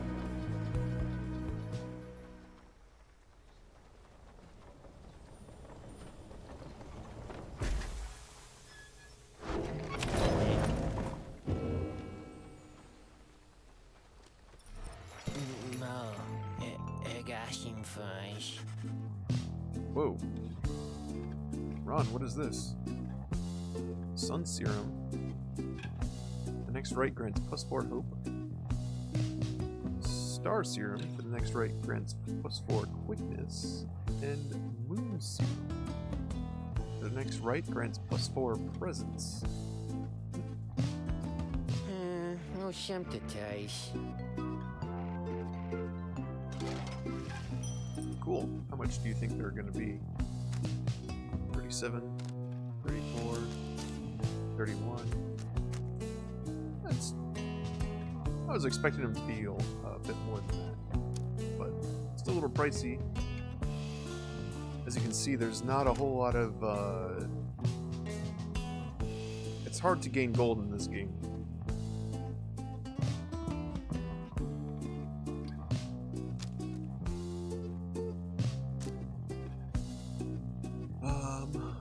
Definitely not going to sell that.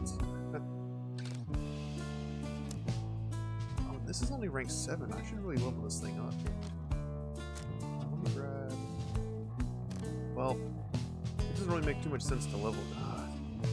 I'm like stuck in this kind of between a rock and a hard place with some of these things. It's like I'm not going to use the Ashen Coal because it's not as good as some of the other things. So I figure, well, maybe I should level it up. But why should I spend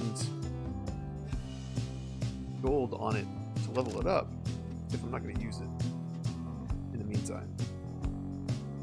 You know, it just becomes this sort of wait and see kind of thing, and in the meantime I'm just using what I got.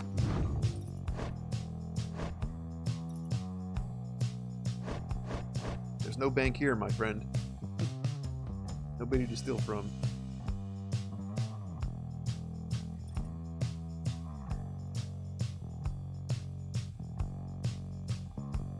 Oh, you know what? I should do at least buy this one for like 5 gold.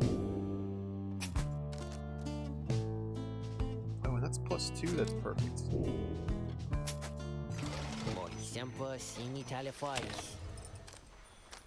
Oops, come back here.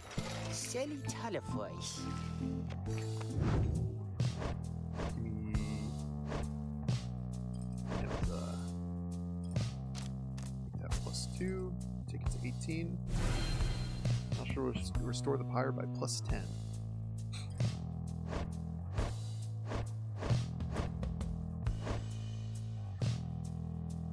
And I think I want to give her this to catch her up, because she's like way behind compared to these others. Although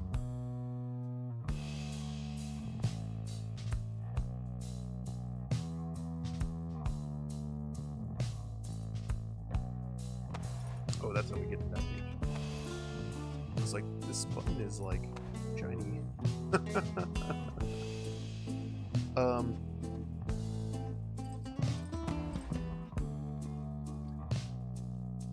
What was I gonna say? Yeah. Oh, since I have played this game before, I know that there's at least 1 or 2 other exiles that join your team, so I could save this for them if they need to be caught up, because they'll probably join at like rank 1 or 2.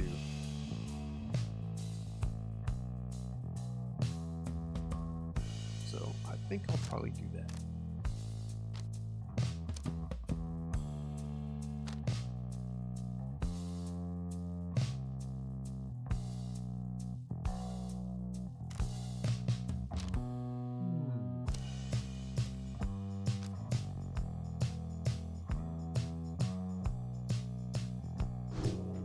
So let's just pull out stuff. Hey! I heard that. Though the now familiar surroundings of the Glade of Lu made preparations faster than before, the stars are already aflame by the time you and the others are gathered. Tasembare rictus.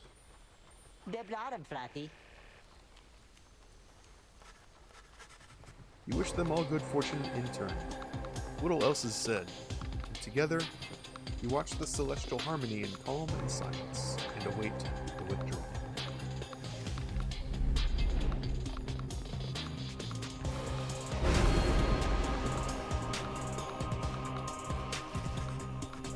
Something else catches your notice in the sky this time. Strange new stars shimmering about the ones you recognize. Cavetus. The greater titans have returned.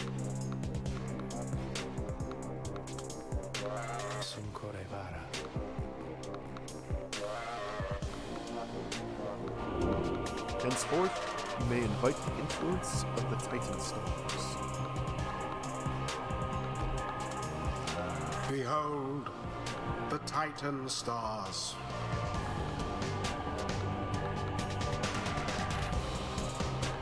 Alright, so now we've added another layer. If you remember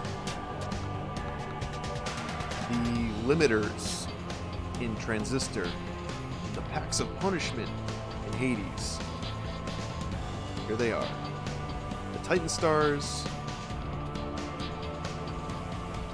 makes the right a little harder for the Nightwings, but you'll gain more experience. There's Pyre shall automatically suffer damage minus 4. That's tough. So let's start at 7.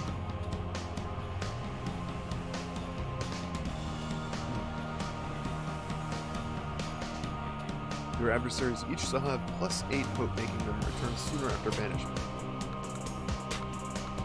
+8.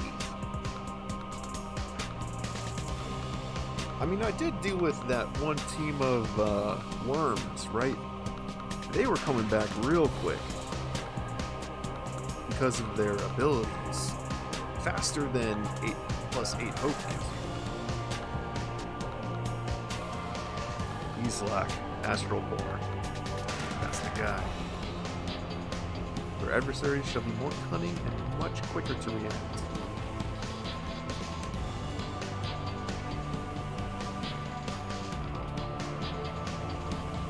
It's kind of hard to quantify. Let's try 1 though. I think I could survive this. Limbless Erizek.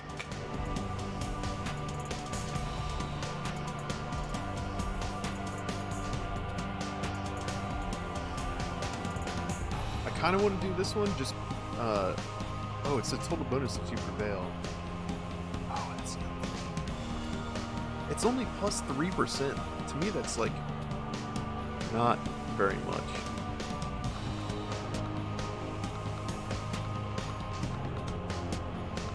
If it was, like, +30%, I'd be like, oh, heck yeah.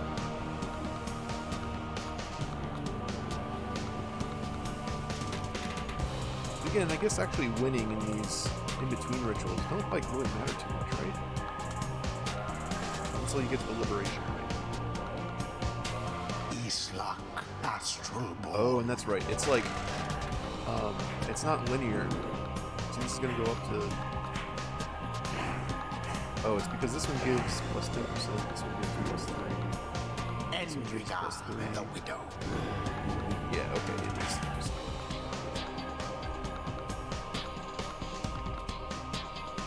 Anyway, I was about to say, I'm tempted to activate Islak because it's Humilda and Withdrawn, and their whole thing is all about Islak. And I don't know, it just seems appropriate to the story, so fuck it, let's do it.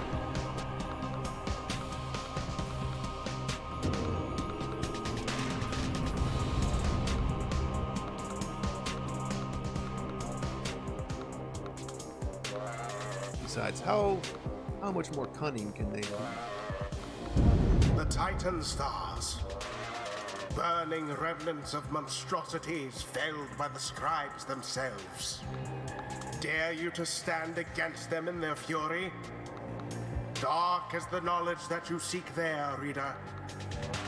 Best focus on your adversaries, keen as they are to confront you once again. Put out their fire first, and show them the glory of the Nightwings. Oh. Now then, Oh, it's this one. It's Make gonna get like all ready for overgrown the by rite. vines and shit as we go.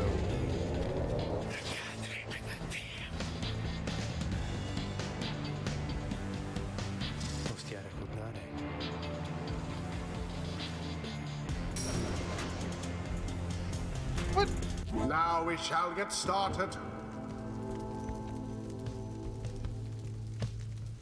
I don't know if you caught that. One of them is giving like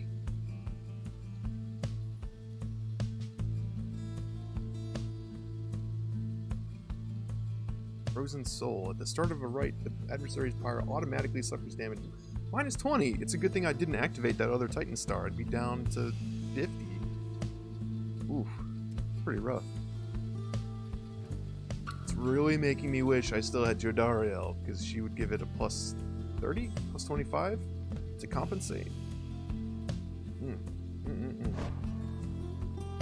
then she's got 2 imps on her team. Oh, they're going to be fast.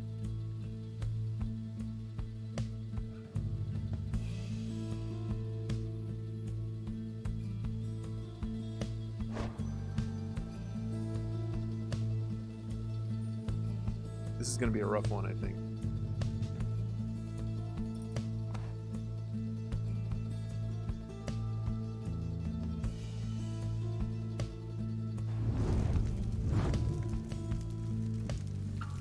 All right.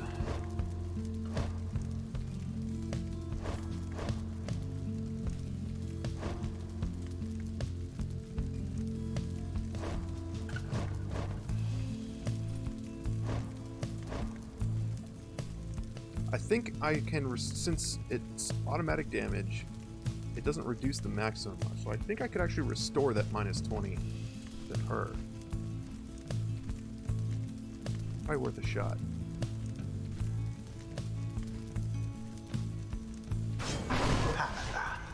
Courage.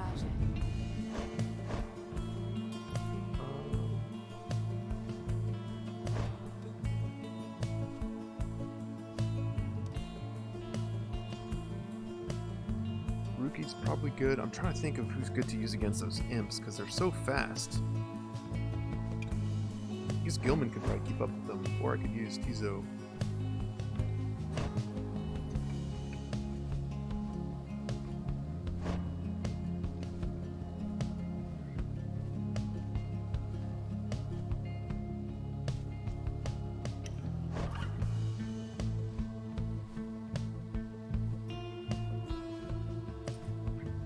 Anytime.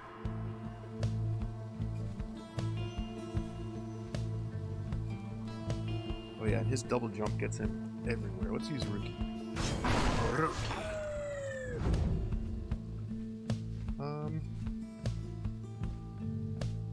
And regenerating stamina, I'm gonna need that. Let's go with Headwind. Headwind. Carasta. It is done. It is done.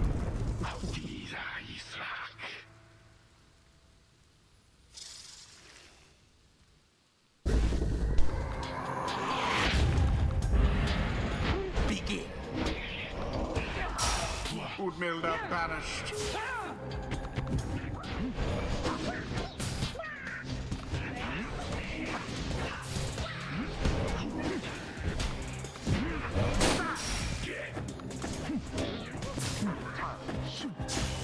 My.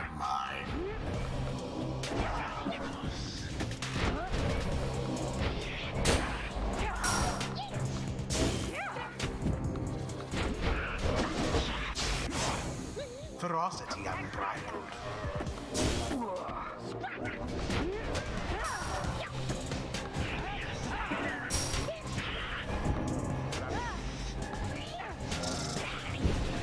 I could just fly there. To glory, laid bare. And yeah, I was right. I did get that 10 back. Or 10 of that 20 damage back. Out 5. Go for it, Edwin. Oh yeah, I could use Ruki with all this stuff.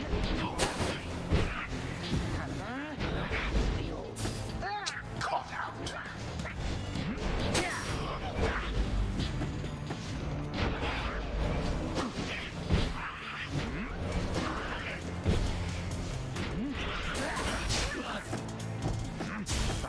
Damn, those guys are fast. Oh shit. So fiercely fought. No law against throwing in the orb. The Nightwings seem to be falling behind.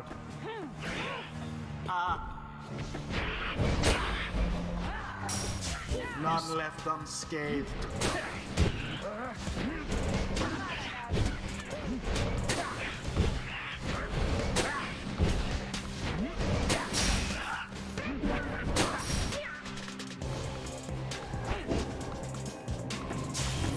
Oh, come The on. orb that's slips flying. from your clutches.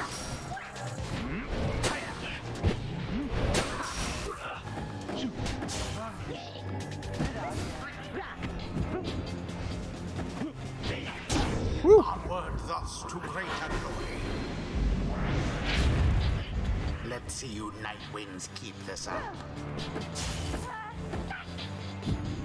Man, they keep slipping up. A swift From the front. recovery.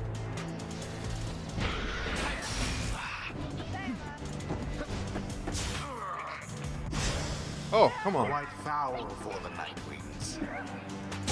The orb's engulfed. Your adversary's pyre now burns brighter than your own. Oh, for real?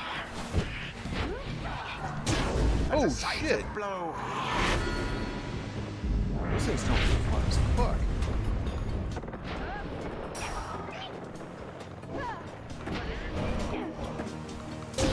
Absolution. Oh, man. Gotta keep up.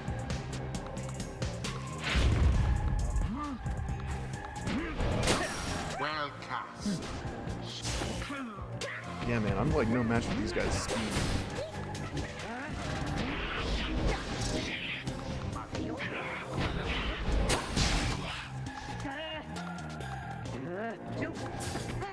Someone grasp the orb.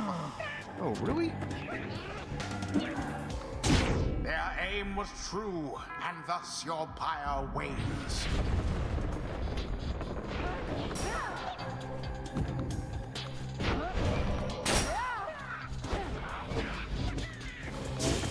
Now go.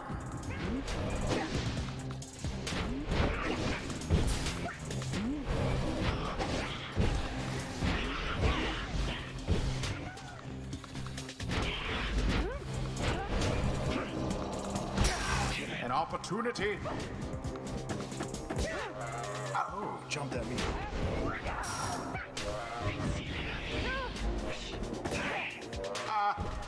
Go! zap.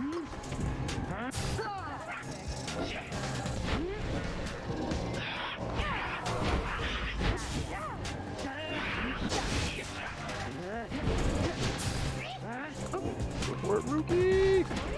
Yes!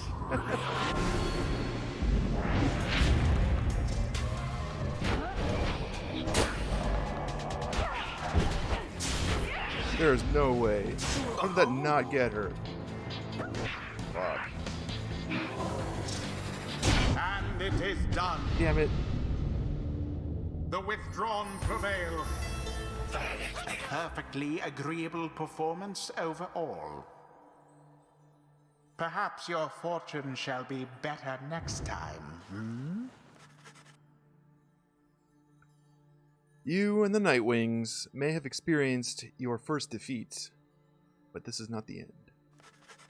Rather, this is an opportunity for you and your fellow exiles to press onward. Hamatha, for example, learned a valuable lesson this night. A rush of enlightenment gained from surviving a tough situation, awarded only this one time. So too has Rookie, not in spite of this setback with the withdrawn, but because of it. And Headwind is no exception. He has gained more insight here as well. Your fellow exiles all shall gain enlightenment, and learn and grow from what transpired. And your story shall continue. The choice of whether to accept such outcomes, now and all throughout your quest, is to be yours alone.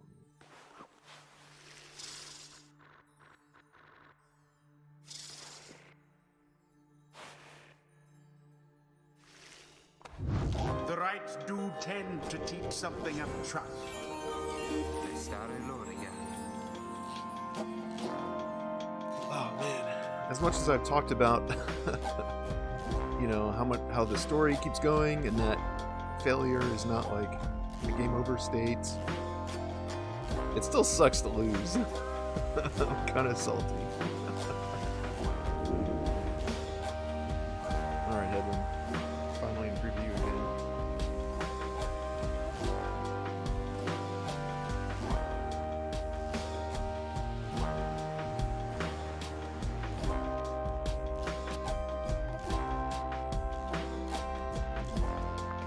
Oh, let's definitely get this.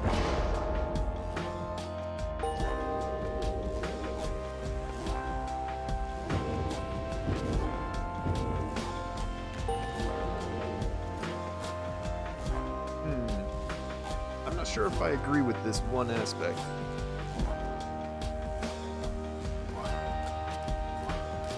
Well, I don't know. I guess it depends.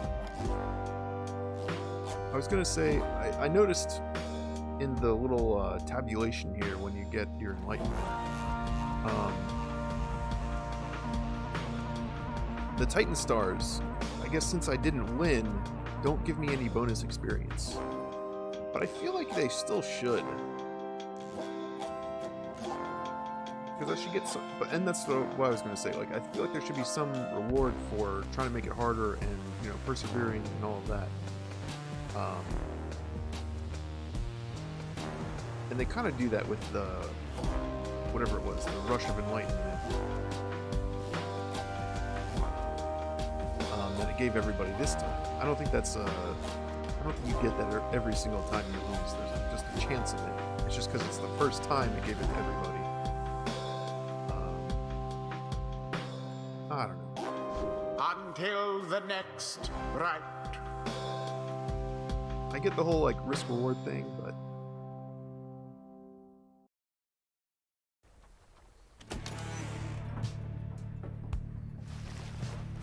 it's also just such, like kind of a small percentage, so I don't feel like it would make a huge difference to just give it to the player.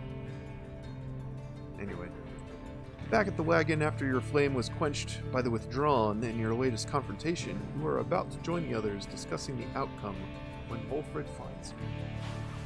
Memsaro distara.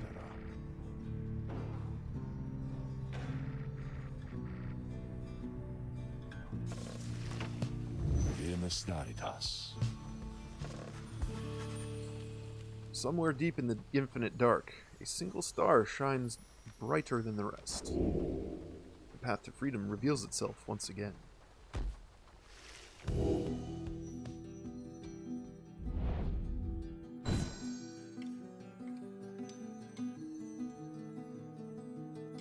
So yeah, the first time through, you definitely play, what is it, 1, 2, 3, 4, 5, 6, 7, 8. Definitely play 8 rounds, because you face each of these teams once. Well, I guess you don't face the Tempers until the last one, so you play 7 rounds before the Liberation Rite. And this time, I've only done, well, 11 minus 7 is 4.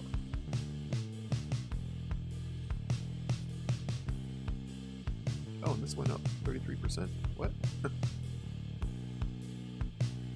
Dariel's really kicking ass over there. So it looks like I'm going to be facing the Essence, which will be a tough fight. So yeah, I've only done 4 matches before reaching the Liberation Rite.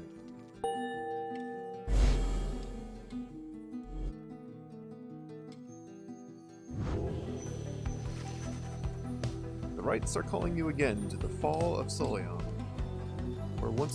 where one among you may go free should you prevail. Baroshta.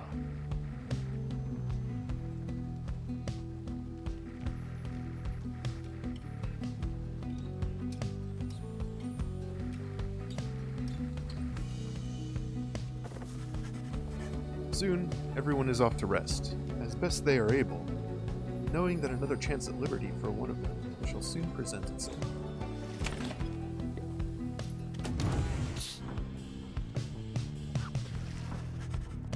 You thought Ruki was trying to get your attention, but soon realized his attention is fixated on somebody else.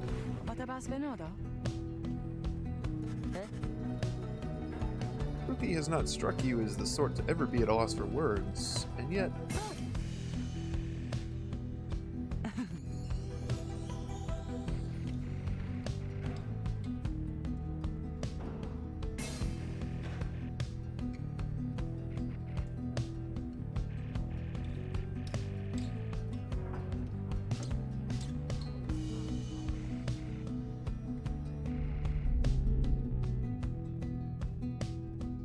Is he about to ask her out?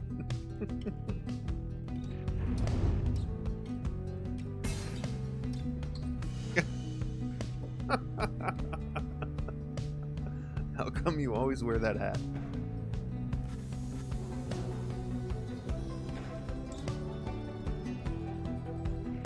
cliché de Maritafos.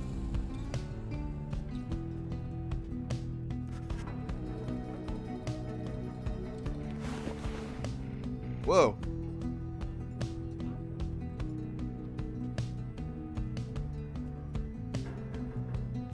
She took it off. I don't think I've ever seen that. She looks weird without it.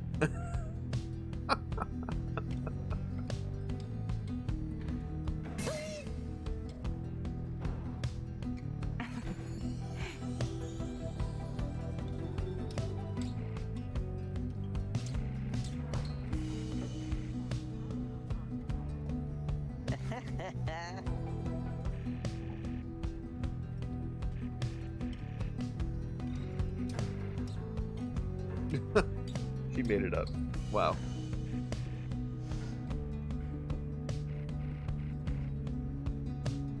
If I get out of here before you, Mr. Greentail, it's all yours. I wonder if that is true. If she goes free before he does, can he wear her hat?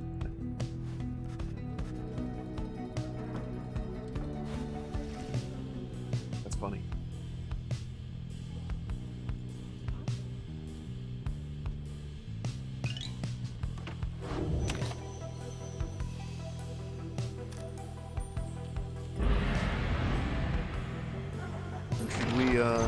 Well, I don't know yet who will be eligible, but start thinking who should be freed next. It's a tough decision.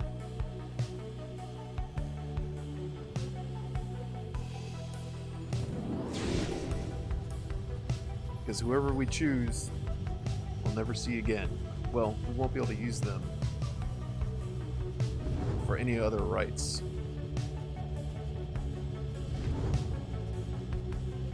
They'll be off the team until the end of the game.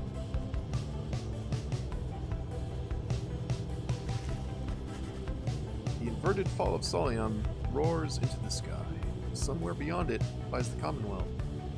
Beyond your vision and beyond your grasp. Non caraveras. Maro providenzas.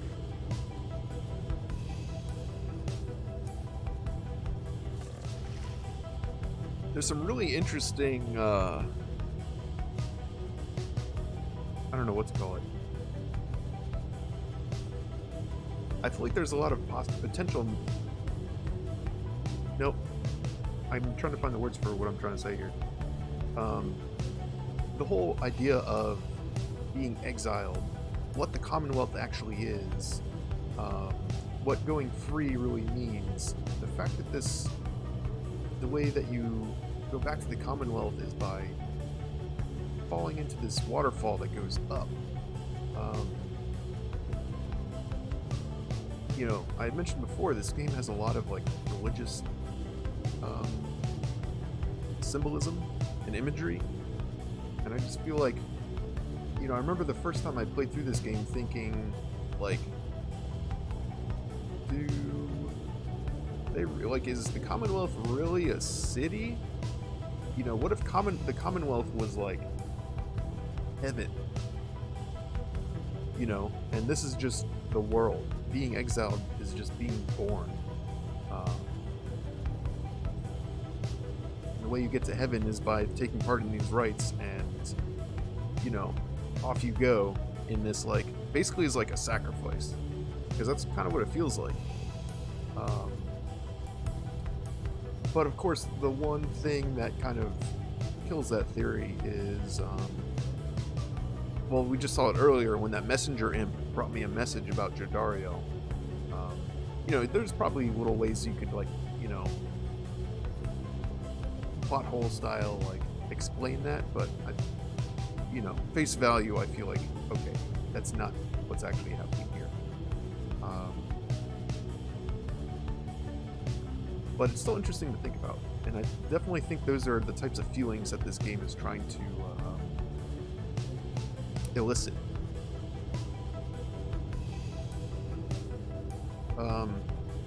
Or maybe, you know, the Commonwealth is the realm of the living, and we're in purgatory.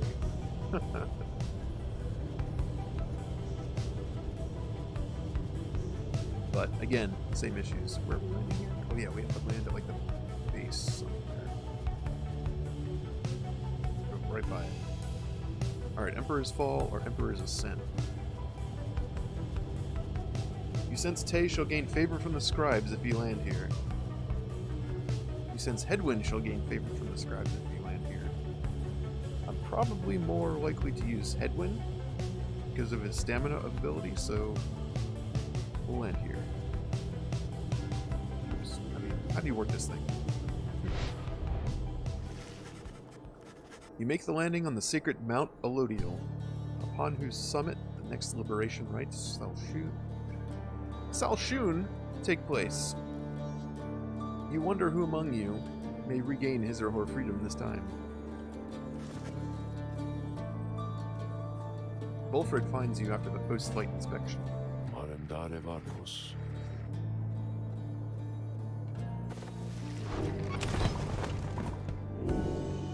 Bruh, you don't need to post that in the chat.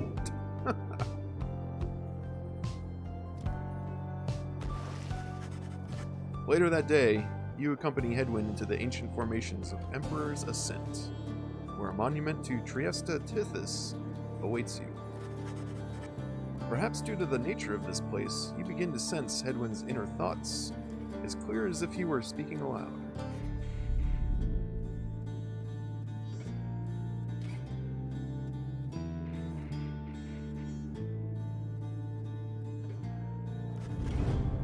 Soon, you and he are finished paying your respects. You return to the wagon in silence, feeling as though Triesta Tithys has shown you favor. At dawn, you shall begin your ascent.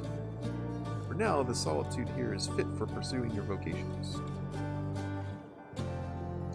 Saint Triesta Tithys is the fifth of the 8 scribes of the Book of Rites, known as the Disciplined, or the Blessed One. She is the eldest of the Harp Matriarchs. She anointed the Book of Rites and gave its words their power.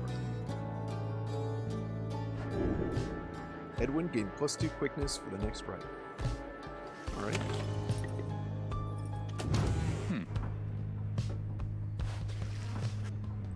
You find Hedwin rather lost in thought about something. He looks over you as you approach. Semkara Yurtas.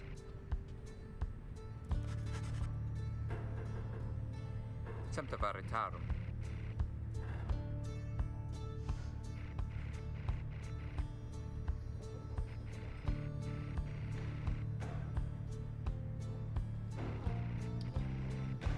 Fire caps, glopgill, gutter crabs. Kitem Bravarum. I have to decide what he's cooking.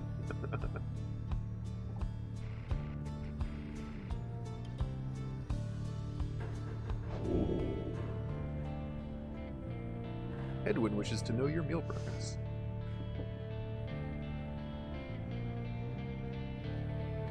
Oh, I don't really care. What do you feel like? Fillet of slurg.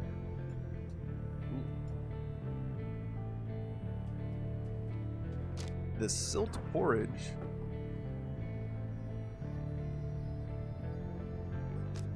Gutter crabs again. Whatever he wants.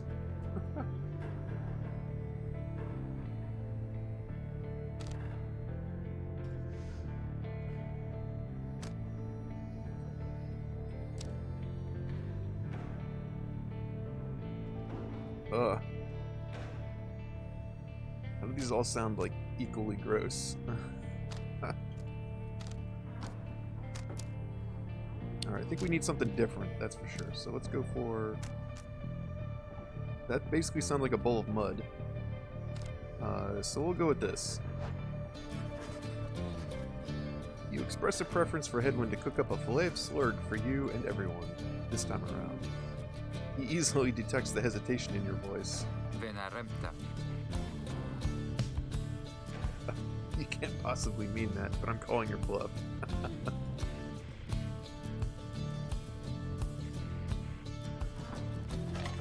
As you assist Hedwin with preparing the fillet of slurg, the two of you get to talking about the past. The reality of cooking and the downside as a way of making him nostalgic. Archisarita.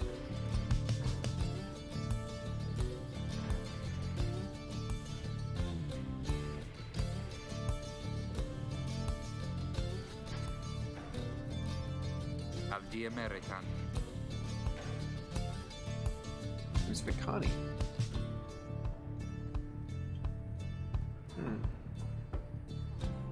He's got a girlfriend back in the Commonwealth.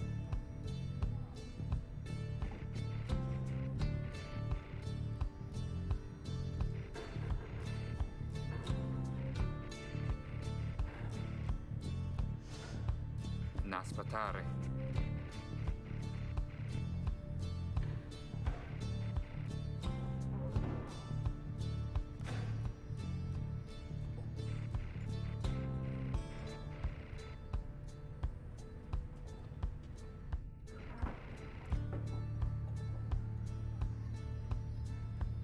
Crecare.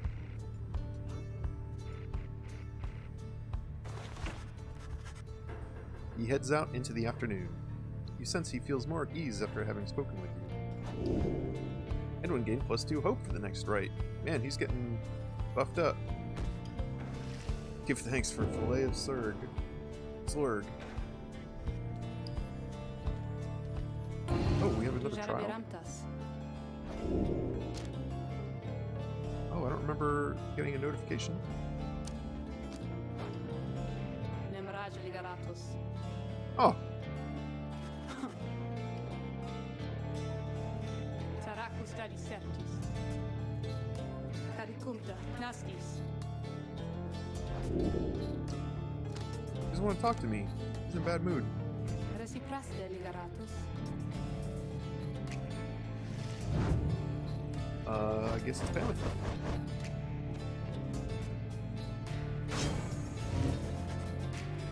Miharen Talogetimus.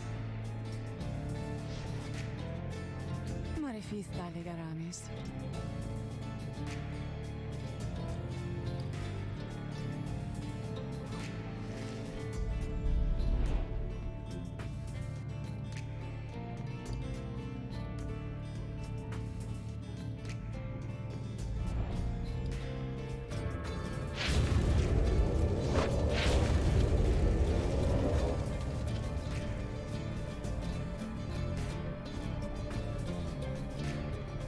Mon protrage paloge.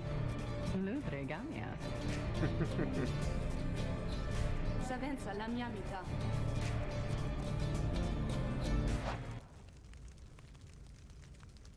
Is it just me, or was the music doing something weird?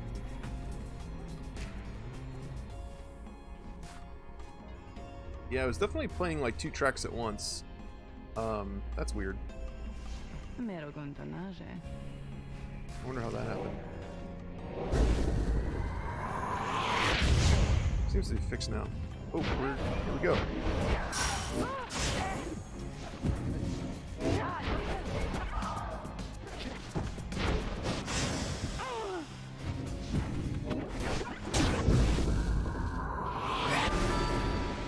Yeah. Oh, that was kind of dumb. Why do I banish at least like one of them before going?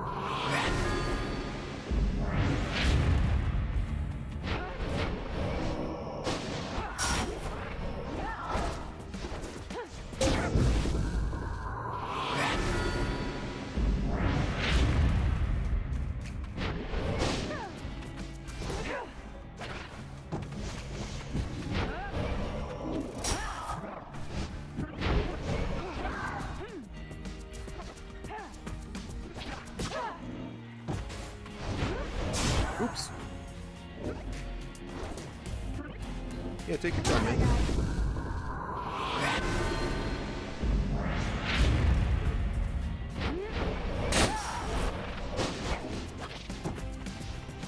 Can't get it. Oh, Righteous Flame still works. I should equip that to everybody when I come in here.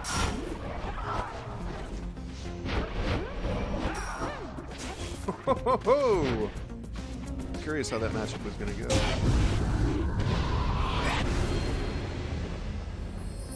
Both harps are charging at each other with their invincibility orbs.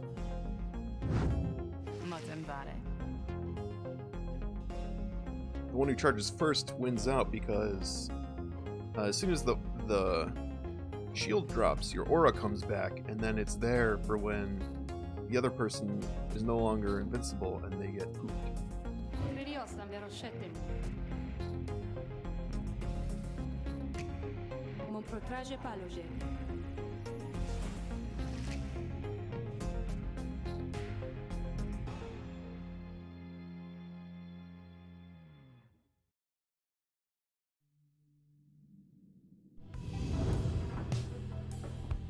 Vestria ventas. Triesta's Plume. While flying, after dousing the adversary's pyre, Hematha may instantly return and deals +3 pyre damage.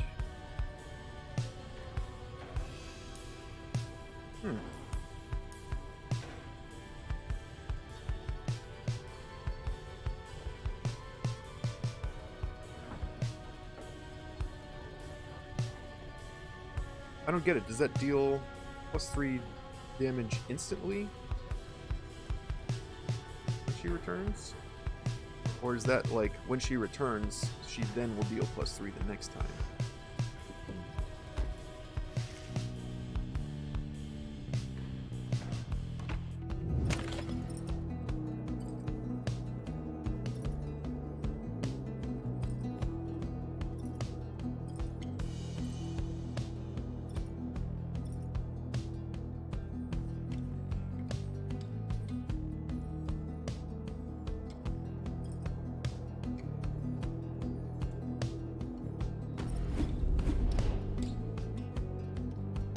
Oh.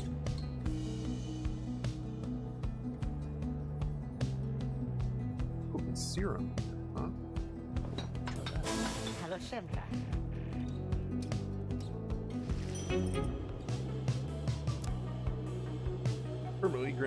Permanently grants +1 hope. Dang, I wasn't expecting that.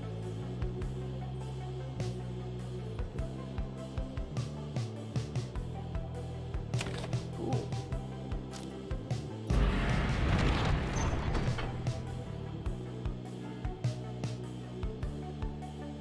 Alright, Temple Cistern. Since Sir Gilman shall gain favor from the scribes along this route.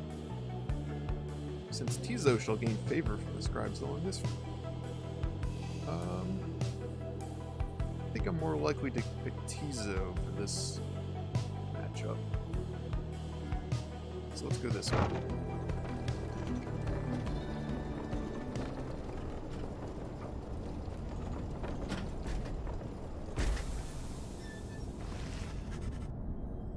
On the way to the summit, you pass a monument to Luce Glorian, and Tizo happens to take notice.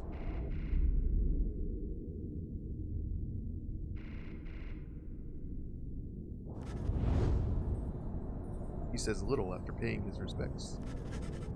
However, as you prepare to continue your ascent, you sense that Luce Glorian has shown you favor. It's a hard name to say. Luce Glorian. Luce Glorian. I don't know. Luce Glorian. Midi Chlorians. Tizo gain +2 presence for the next rite.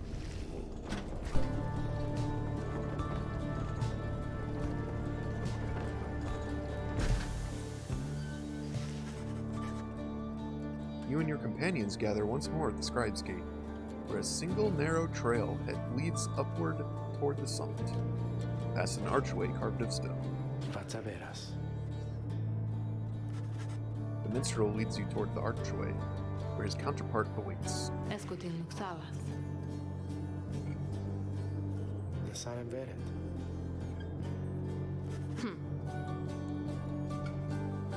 Ransage lostium. Seretan paluge. Everyone steps forth, one after another, much like before. Edwin passes through the gate. Tizo passes through the gate. Ametha passes through the gate. Tay passes through the gate. Sir Gilman passes through the gate. Rookie passes through the gate. Wolfred passes through the gate. No one is left to go but you. You step forth and declare yourself as you did before. The guardian of Scribe's Gate regards you with a still expression Then she addresses all of you in her formal manner. Torgasan gratas. The lone minstrel glances up at the gate guard. Salutium, Seras. But he pays him no.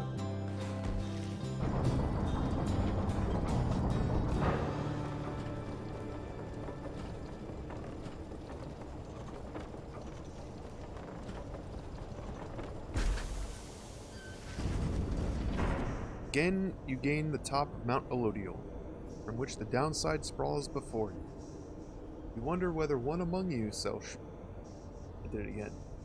You wonder whether one among you soon shall follow Jodariel from this place.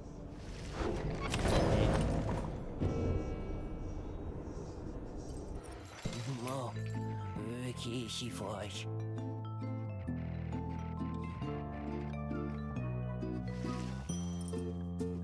What's that? Infernal Bloom. After bearer banishes an adversary by aura casting, an aura burst may occur. Cannot be used by harps or saps because harps can do it to begin with, so I don't want you to double up on aura bursts. No double bursting.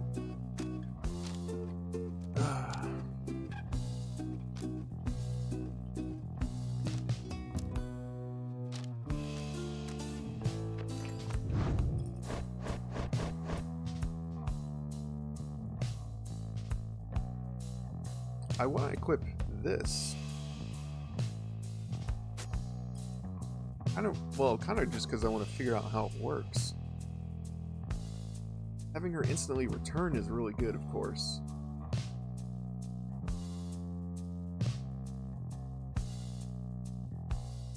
But restoring the Pyre is really helpful. I may actually roll without the character-specific item.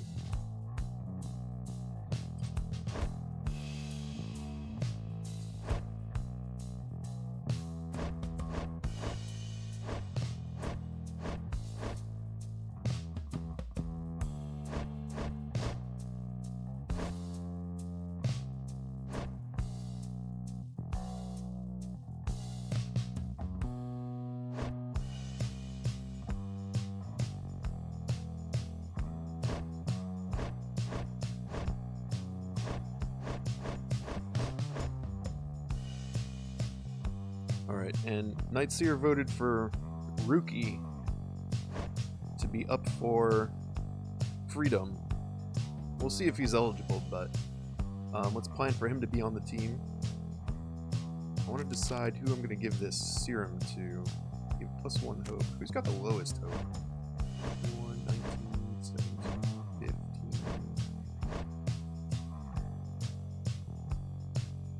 So she's got this item that says she may instantly return. I don't know what that may means. Does it mean there's a chance, or is it just poor wording?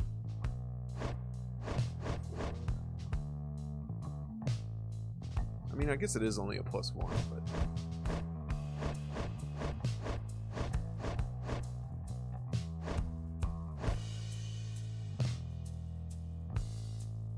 I'm tempted to give it to Tizo, give him an even 20. Although, he doesn't really need it because he's got... If I'm using him correctly, he's imploding, and he comes back like almost instantly anyway.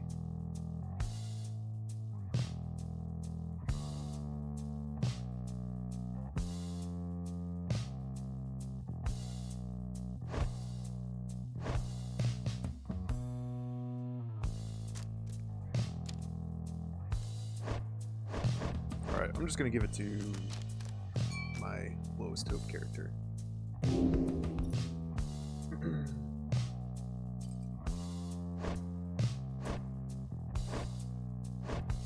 Are there any other items? Oh yeah, I wanted to decide who to give this to. Something that would make a difference.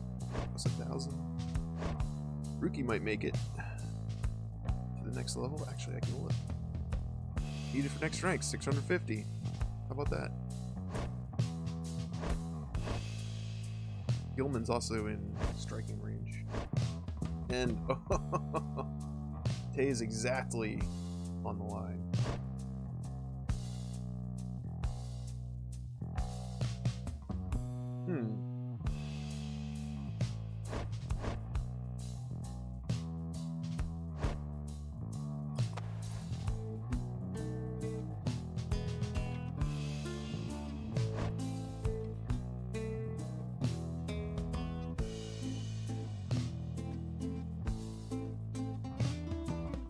geez, I can give him a triple jump.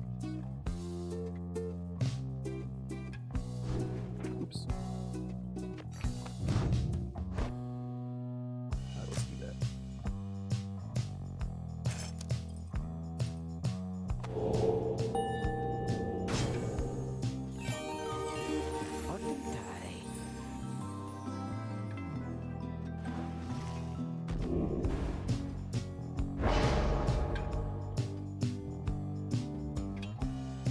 Alright, I think that about does it for items. Did I buy anything? No, I haven't even used this Starburst. What are these?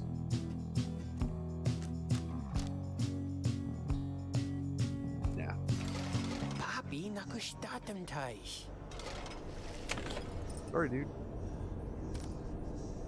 Ah, here we go. The time has come for your second liberation rite to commence. You observe the lone minstrel and Wolfred speaking in hushed tones. They cannot sense the topic or the tone. Then Wolfred looks up at you.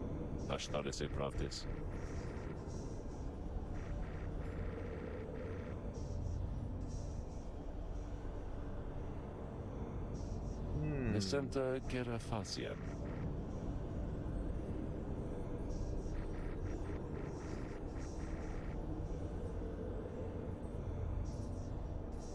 Ligeratus tamta.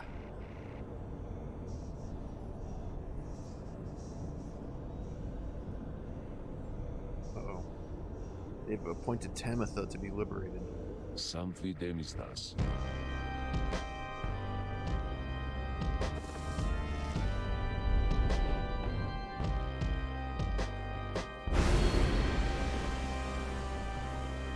Dang, who's that dude?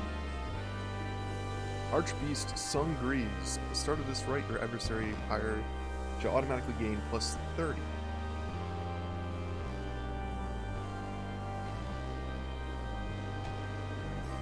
I don't want to mess with this one.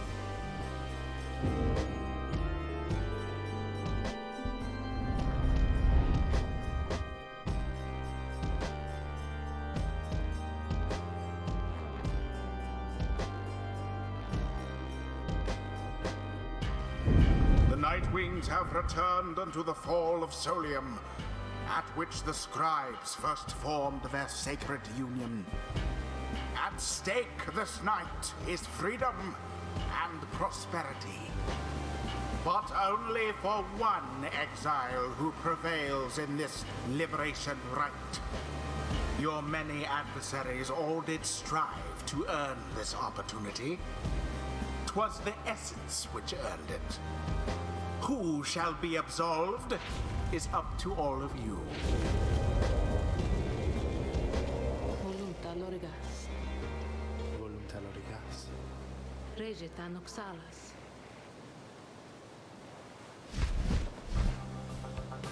Tamitha swoops down from somewhere, known passing some mask. Nesemederazortion.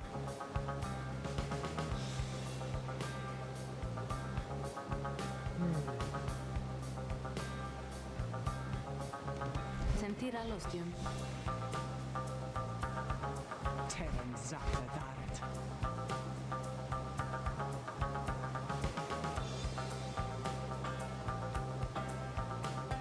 Rictus tafin. Friage Franda.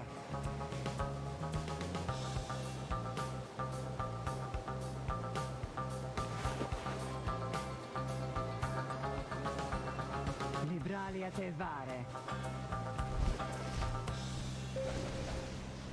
Oh man. Rictus tara. Yeah, I'm glad I didn't activate that other Titan star.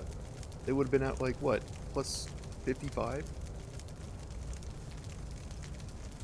Crazy. Ligeratus tamta.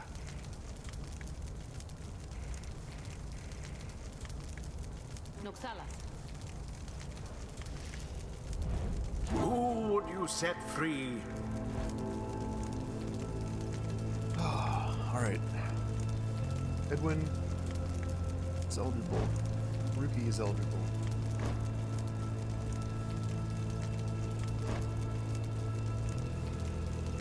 Hey, welcome back. And Sir Gilman is available. I'm guessing the anointment requirements, the required enlightenment goes up each time.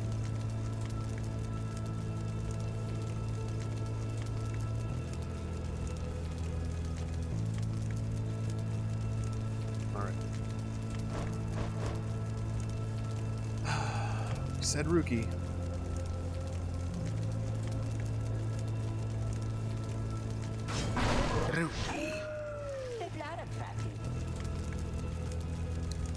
Me too, Rookie. I don't know what I'm gonna do without you.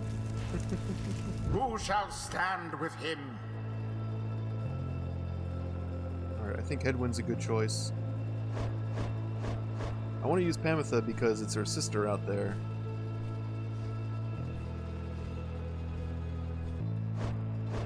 Although...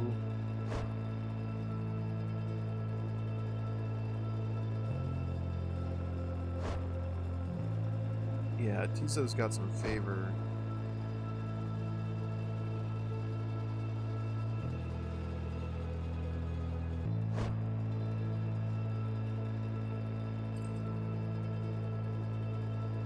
Yeah, let's use Edwin and Tizo.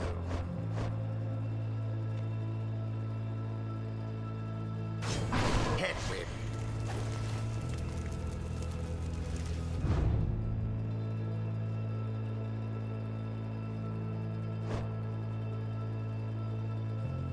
Right.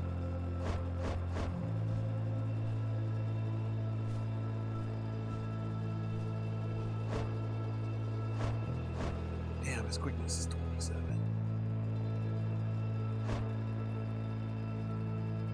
Alright, here we go.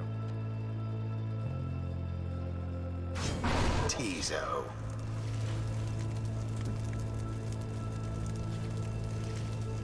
It is done. I'm kind of surprised Pamitha didn't say anything about facing off against her sister again.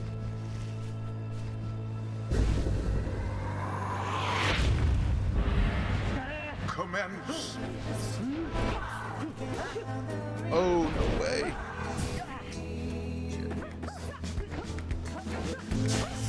I was too eager.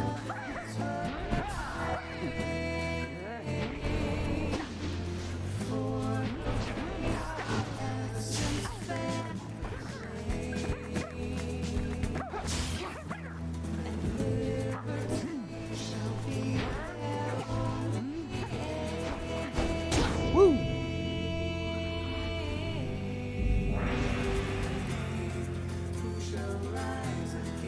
As the liberation rite continues, you sense Pamitha reaching out to you, or perhaps just reaching out to anyone at all. I was just saying I'm surprised she didn't say anything, and I'm pretty sure I know what she's about to ask.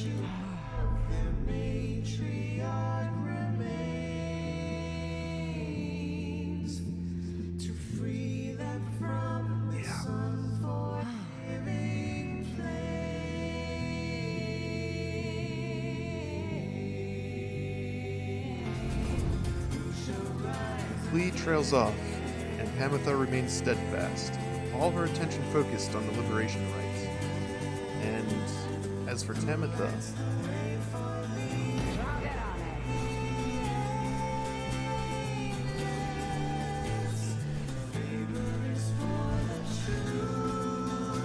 you say nope. I mean, I'm not killing them, dude.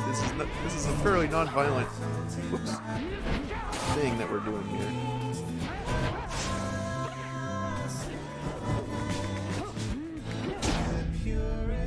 But it is interesting, like,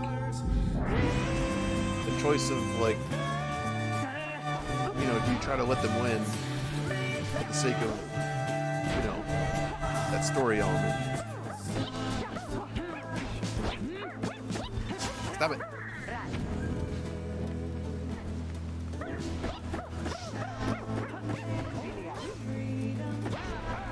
Man, they're quick on the jump.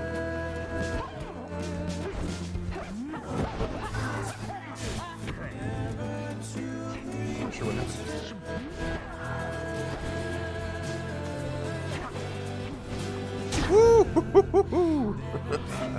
That was a good one.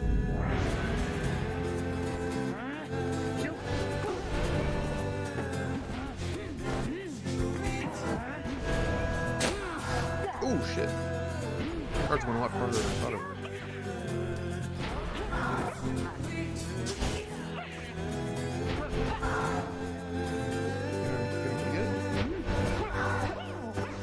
Yeah. The imp did it. I like his little zipping noises. Uh-oh. Advance to strike formation. Prevail here against these wretches, no matter the cost. In disregard for the ways of rights, Tamitha Thane has ordered her triumvirate to push further afield, adopting an even more aggressive stance for the remainder of this rite. They cheating! They're all moving at once. Such hatred spewing constantly from Tamitha. Yet here in exile, she is not but a talk. I was like kind of considering letting her win. Fear not. But if they're gonna cheat.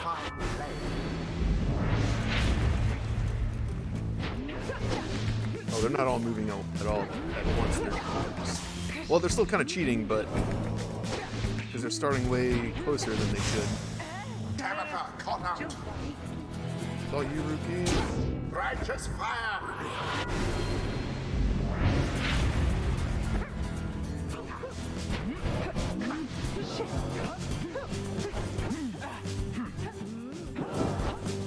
Ooh, 'Twas tricky. but a little splash.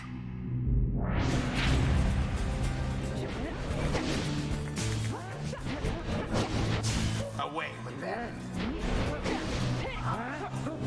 Yoink. Exactly by the book.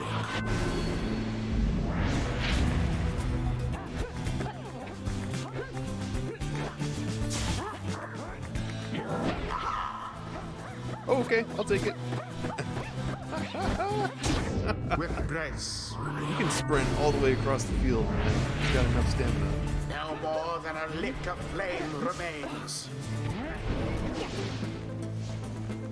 I do feel kind of bad because I do like Pamitha. I want to do, And there it is. At you know, last. I want to help her out, but at the same time, Wings proved their worth. my man Rookie is up for Their liberation. adversaries they defeated utterly. Although I suppose you could say, you know, you could always free Rookie Thus later. ends the liberation rite. And thus Same is true for the Tamitha. scribes have chosen the exile appointed by the Nightwings shall be free, absolved of all misdeeds, return to glory in the Commonwealth. His adversary and all others shall remain to carry out their rightful sentences. Oh shoot, you know what I forgot? Right before this rite, Wolfred told me that he was going to keep track of like what he thought was each team member's percentage that they could contribute to the plan.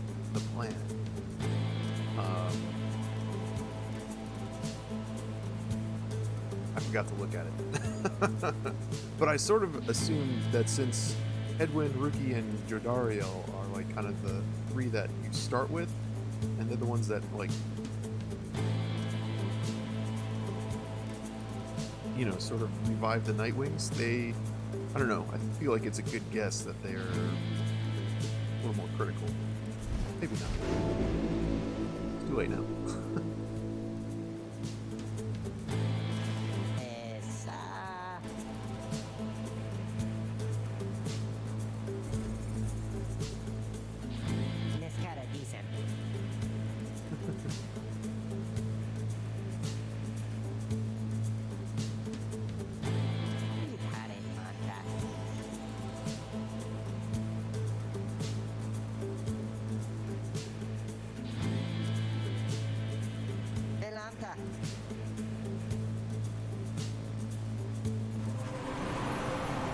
drops into the shimmer pool and disappears within. Although you still can hear him going on about something. This is weird in here.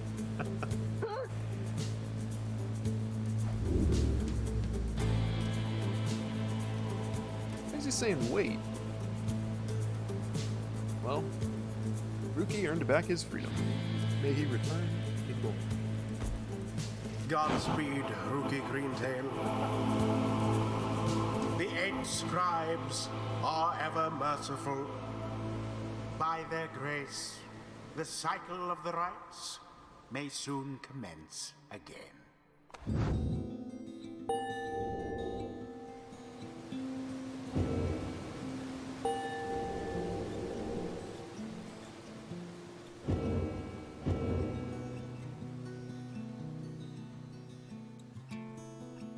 Until the rites begin anew.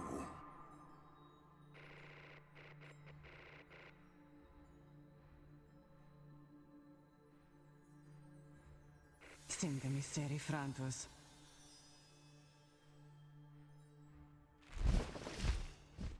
Damn. Does make me curious to see what happens if you do let her go.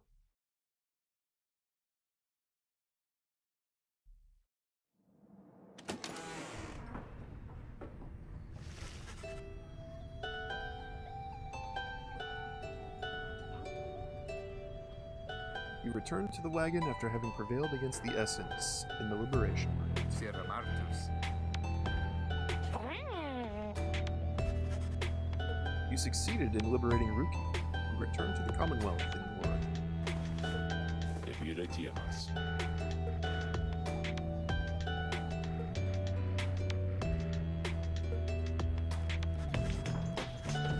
Once more, the sky is all abyssal darkness, following the Liberation Rite.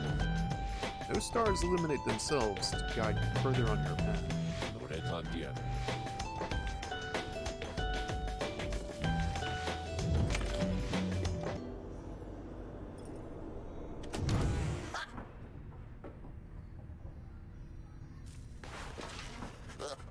After the Liberation Rite, you find Sir Gilman in an uncharacteristically quiet and contemplative mood.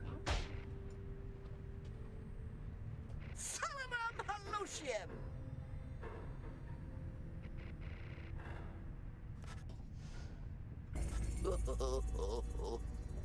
Sa subrecta somni satemlo.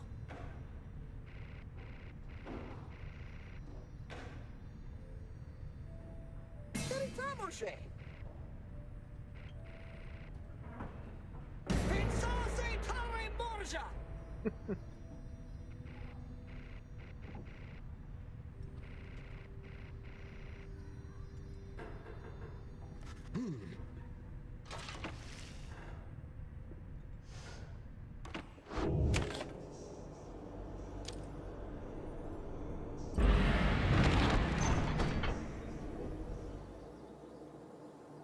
Alright, let's head down to Moonlight Alcove.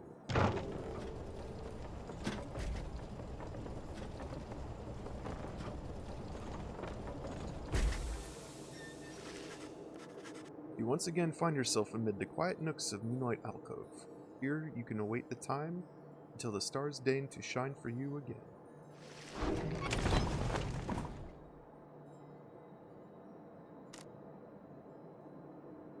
Barsola temas. Maderumsat. There, from atop the sacred mountain, you gaze down into the abyss that is the downside. You wonder when the stars shall align themselves once more. There, upon the sacred mountain, you and your companions once more await the night. The stars begin to shine again. The plan, of which you are all a part of, is set in motion. The Commonwealth, a nation that stood almost for 1,000 years, is in turmoil. If your companions return there through the Liberation Rites, what sort of place shall they be coming back to? Many moons pass.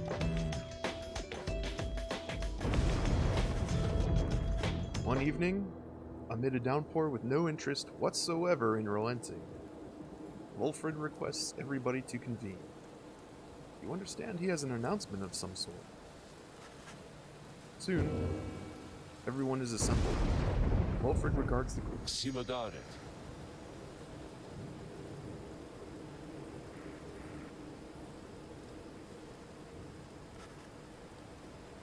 Nocere tramios.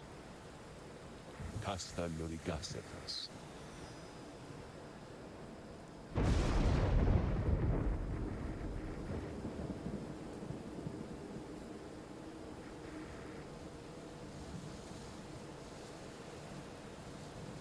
Cogre civitergemol.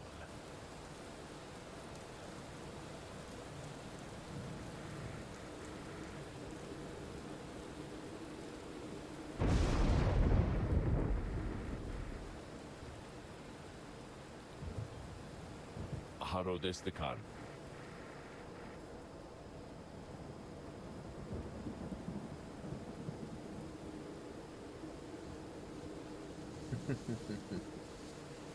Ultimately, fourth of the 8 scribes, known as the Impassioned or the Wild Witch. Gonna get us a snake lady.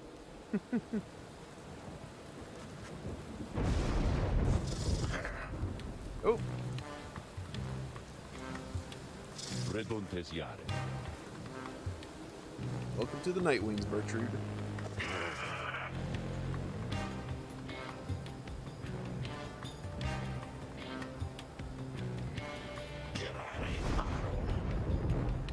Araves taros.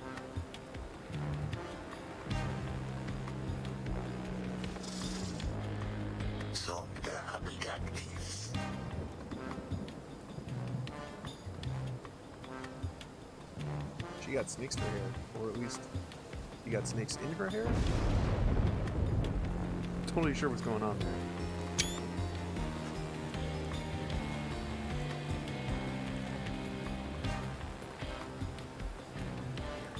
Whoa.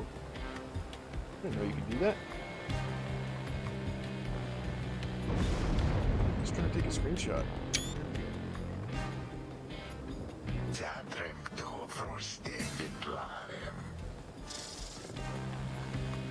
Sangerave manset.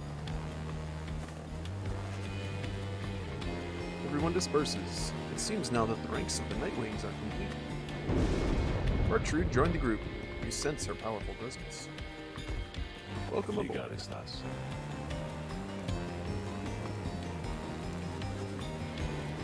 Indeed, once more, several stars shine bright within the cold and storming sky. The stars themselves await the will of the Nightwings.